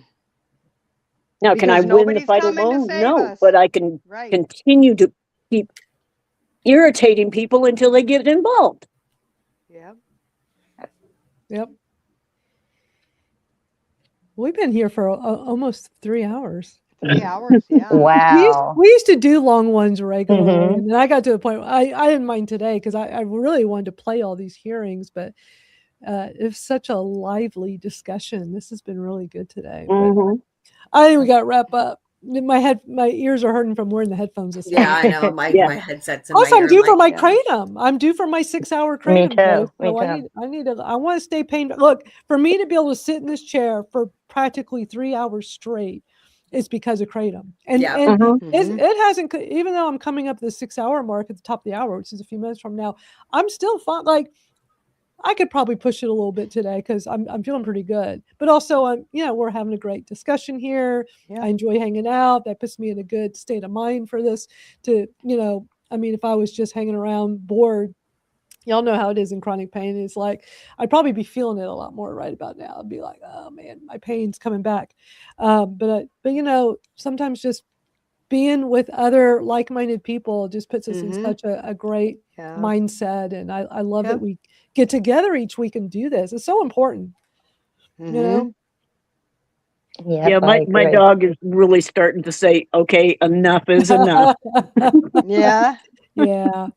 Well, it's always a great chat with you all, and I just love the discussion in the live chat here. This has I do been too. great.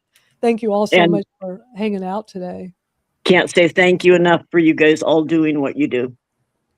We're all just Thank all of us you. here are so passionate about this Mhm. climate. Yeah. And those that are here watching. I mean, most people that have been here on, I don't know about X because I can't see who all's here, but on YouTube, the people in our live chat, so many of y'all come here from the start. A lot of y'all are waiting for me to hit the start button. I'm usually still getting ready and getting things together. So we were a few minutes late today, and y'all stay for the whole thing. I still see comments from people that have been here. We've been here for 2 hours and 50 minutes. And there's 114 watching from X. We got a lot of people. That's That's awesome. amazing. That Thank is you. so spectacular. Thank you to Christopher from Christopher's Organic Botanicals for putting that out Definitely. to his X. Always. Yeah, X does really well with live streams. They make it real visible to see in the feed. YouTube is great and all because it's the #2 search engine in the world, but you're also competing with a gazillion other live streams and recorded videos. But for anybody that's watching us for the first time, hit the subscribe button on YouTube. We do that. We've been doing this every Saturday for over 2 years, well over 2 years. So, yeah. And the podcast That's will be something to be coming proud back. of. And the Kratom Stories podcast, I've taken a little break. And the reason why I had to take a break is because I had built up a great YouTube channel and then lost it in December because of censorship. And it was frustrating because when you have to start over at zero, we had so much momentum going. And I've still been doing interviews for the podcast. They just haven't been released because my next interview that was going to come out is a pretty big deal person. And I'm like, oh my God, the YouTube, I'm starting at zero with YouTube. Like I was embarrassed to be putting up an episode of a great interview with an actor who's the first person to come up with a Kratom beer, a real Kratom beer. And it's a fascinating story. And I was like, I mean, our podcast is all over. It's not just on YouTube, but I'd really focused on YouTube a lot. And I was just like, I'm kind of embarrassed. I think I need to kind of build up the channel a bit. So I'm working on it. I'm gonna get the new episode out and get back because I got lots of episodes that are going to be coming out. It's such, and Robin, I would love to get you on the podcast so you could come share your story with us sometime. That would be awesome. Thank you. We'll talk. Everybody else here has been on it. Yeah, lots of great stories. It's just so interesting to hear how other people find Kratom, how they consume it, what are their thoughts on everything about it. It makes for a fun conversation. Yeah, and all the different things that it helps, you know, everybody's so different, but it seems to help us all the same way. Yeah. Does anybody else, does any of you guys follow or get emails from the Fast Democracy notifications? Because it'll give you, like emails of like, you know, ban hearings and things that are coming up in your area. Yeah. Because like, I mean, you go in there and you can like put in like your area. Cause like, that's where I got the one from New Hampshire at 12:38 in the morning, but at least it sent it because I didn't get it from anybody else, but I was, I was like, oh, okay. How do you sign up for that? I know when I filled out some of those. It's notifications at fastdemocracy.com. So wait, notification. Hold on, let me type this in. Fastdemocracy.com. So notifications. I just found them. What is it again? Notifications what? Notifications at fastdemocracy.com. That's the email that it comes from. Is there like a website for them? There could be. There could be. I just know I don't know. I've literally read so much stuff, but I had one of the emails and I was like, oh wait, that's right. It's fastdemocracy.com, which I should have known because you said the actual .com in sorry. Well, no, I just was realizing when I heard you say that, I'm like, oh, let me just type that in. Well, I know on some of those forms we fill out, like when the AKA puts their things, and it's like just a form you fill out through their website, it'll have a box to check off for Fast Action or Fast Democracy. I've never really gotten that, nor have I been getting any emails in the last month and a half from the AKA, and it doesn't matter how many times I sign up for them. Really? Okay, interesting. Weird. But I've had to sign up for GKC multiple times, and sometimes I get them, and sometimes I don't. Yeah, I've had to do that with Seven Alliance site. I've had to do that a couple of times. I mean, everything, technology always has glitches. So it's just, I'm like, okay, I'm trying to stay up on top of it because they're coming so fast. I can't keep up with them. Oh, Part of that comes from if you get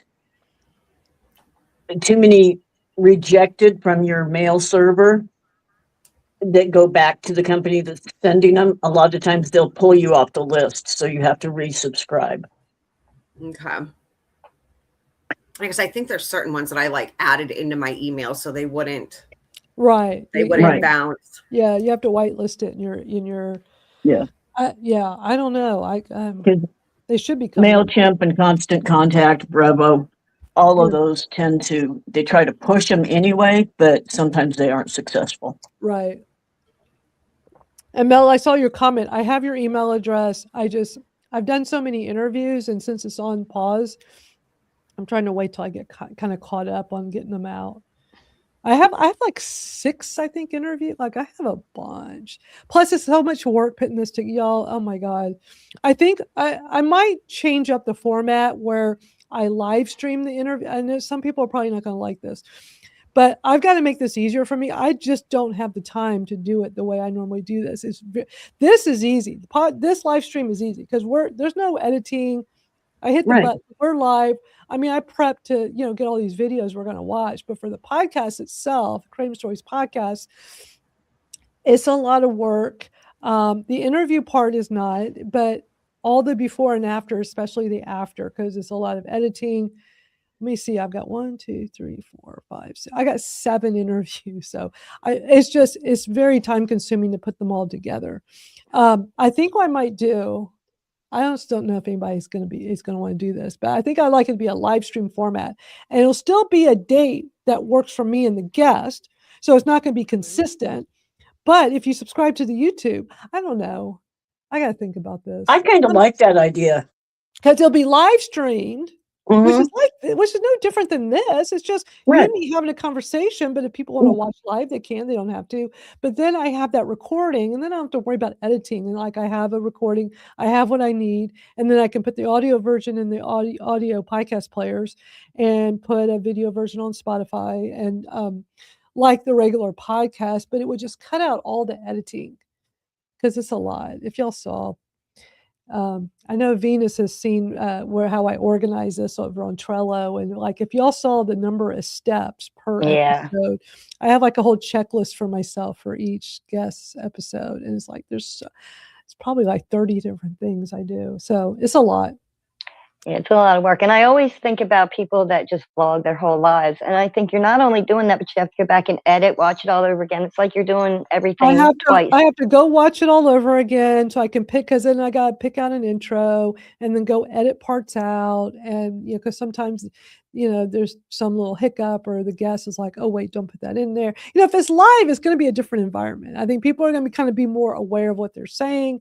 And whatever, it's like this, whatever you say is out there. This doesn't get edited. It's live, and then, it's there. I don't know. I'm still got to kind of figure out how I want to do this. I'm just trying to make it a lot easier for myself because this is so much work and I don't have time to do. And I'm trying to do more of my real work stuff that I do. And it's just you have to support yourself too. Yeah. Yeah. I'm just trying to figure out how to make it all work. Because I spend so much time advocating. I don't even know how I do it. Because of Kr8tom, I can, but it's wearing me out. All right, y'all. Well, I think we'll wrap up since we're all just pumped up from all this advocacy talk. We'll end today with the "You Can't Ban My Roots" song. We just need to. And shout out to Becca, who was unable to make it today. I hope she's feeling better, and it's not the same when she's not here with us on Kratom Gals. And she does her dance at the end. I know, that's what I was thinking, because she's always. I usually like let us all stay on screen for a moment because she's always just rocking out to whatever song, and it's fun to watch. So, but yeah. Thank you, Amanda. Thank you, Robin. Yes, thank you. Thank you. Thank you all for being here. I love coming on and helping. Yeah, we love having you here. Yeah, we appreciate it. It makes for a very well-rounded discussion. And I love that, like, I haven't experienced anything negative since, like, I know that I've been on here. Like, it's been nice. Anybody that I've seen come on has been pretty open to discussion, whether they take it or not, Yeah. But that's that's part of doing the great little community. research yourself. When they sit there and go, Right. oh, there's not science. Well, there's billions of us that take it. Well, how much more science do you need? So it's I appreciate when people are just kind and very understanding and not just quick to pop off because of something that they've heard. Yeah. Well, the Yeah. saying, birds of a feather flock together. Mm-hmm. Yep. So anyway, all right, y'all. I like our flock. I do too. I love our community. I love our group. And so, all right, y'all. We'll see y'all soon. Y'all have a great rest. Oh, happy Valentine's Day. Happy Oh Valentine's yeah, happy Day. Happy Valentine's Day, Enjoy, everyone. enjoy Thank the you. rest of your day, and we'll see y'all soon. Get ready to rock. Bye. Bye, everyone. You can't ban my truth. Hey, Florida, we see the game. HB 1489, not today.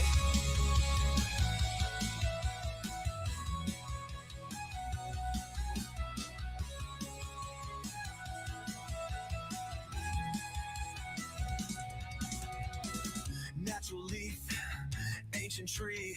Now they wanna make it a felony. Nah, we ain't playing that corporate tune. Kratom's the voice of 1,000 moons. From the fields to the streets to the healing hands, you can't kill what the earth commands.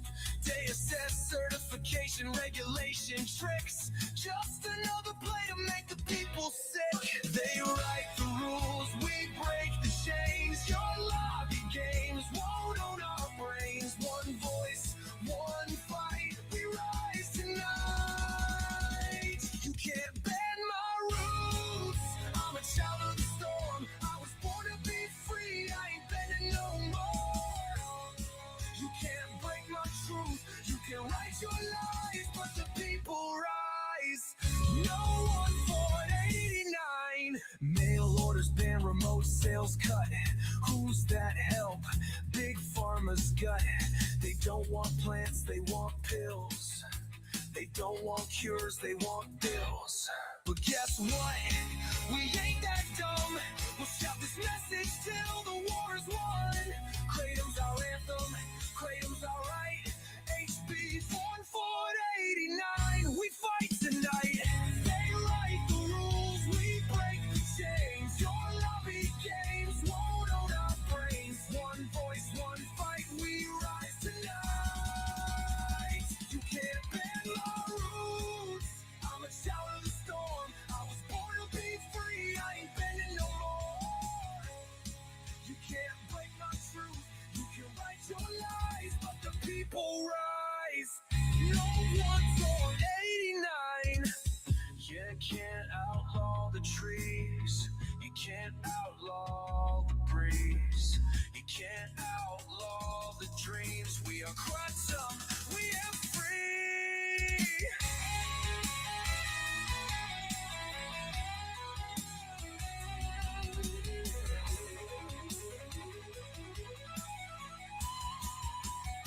You can't ban my roots. I'm a child of the storm. I was born to be free. I ain't bending no more. You can't break my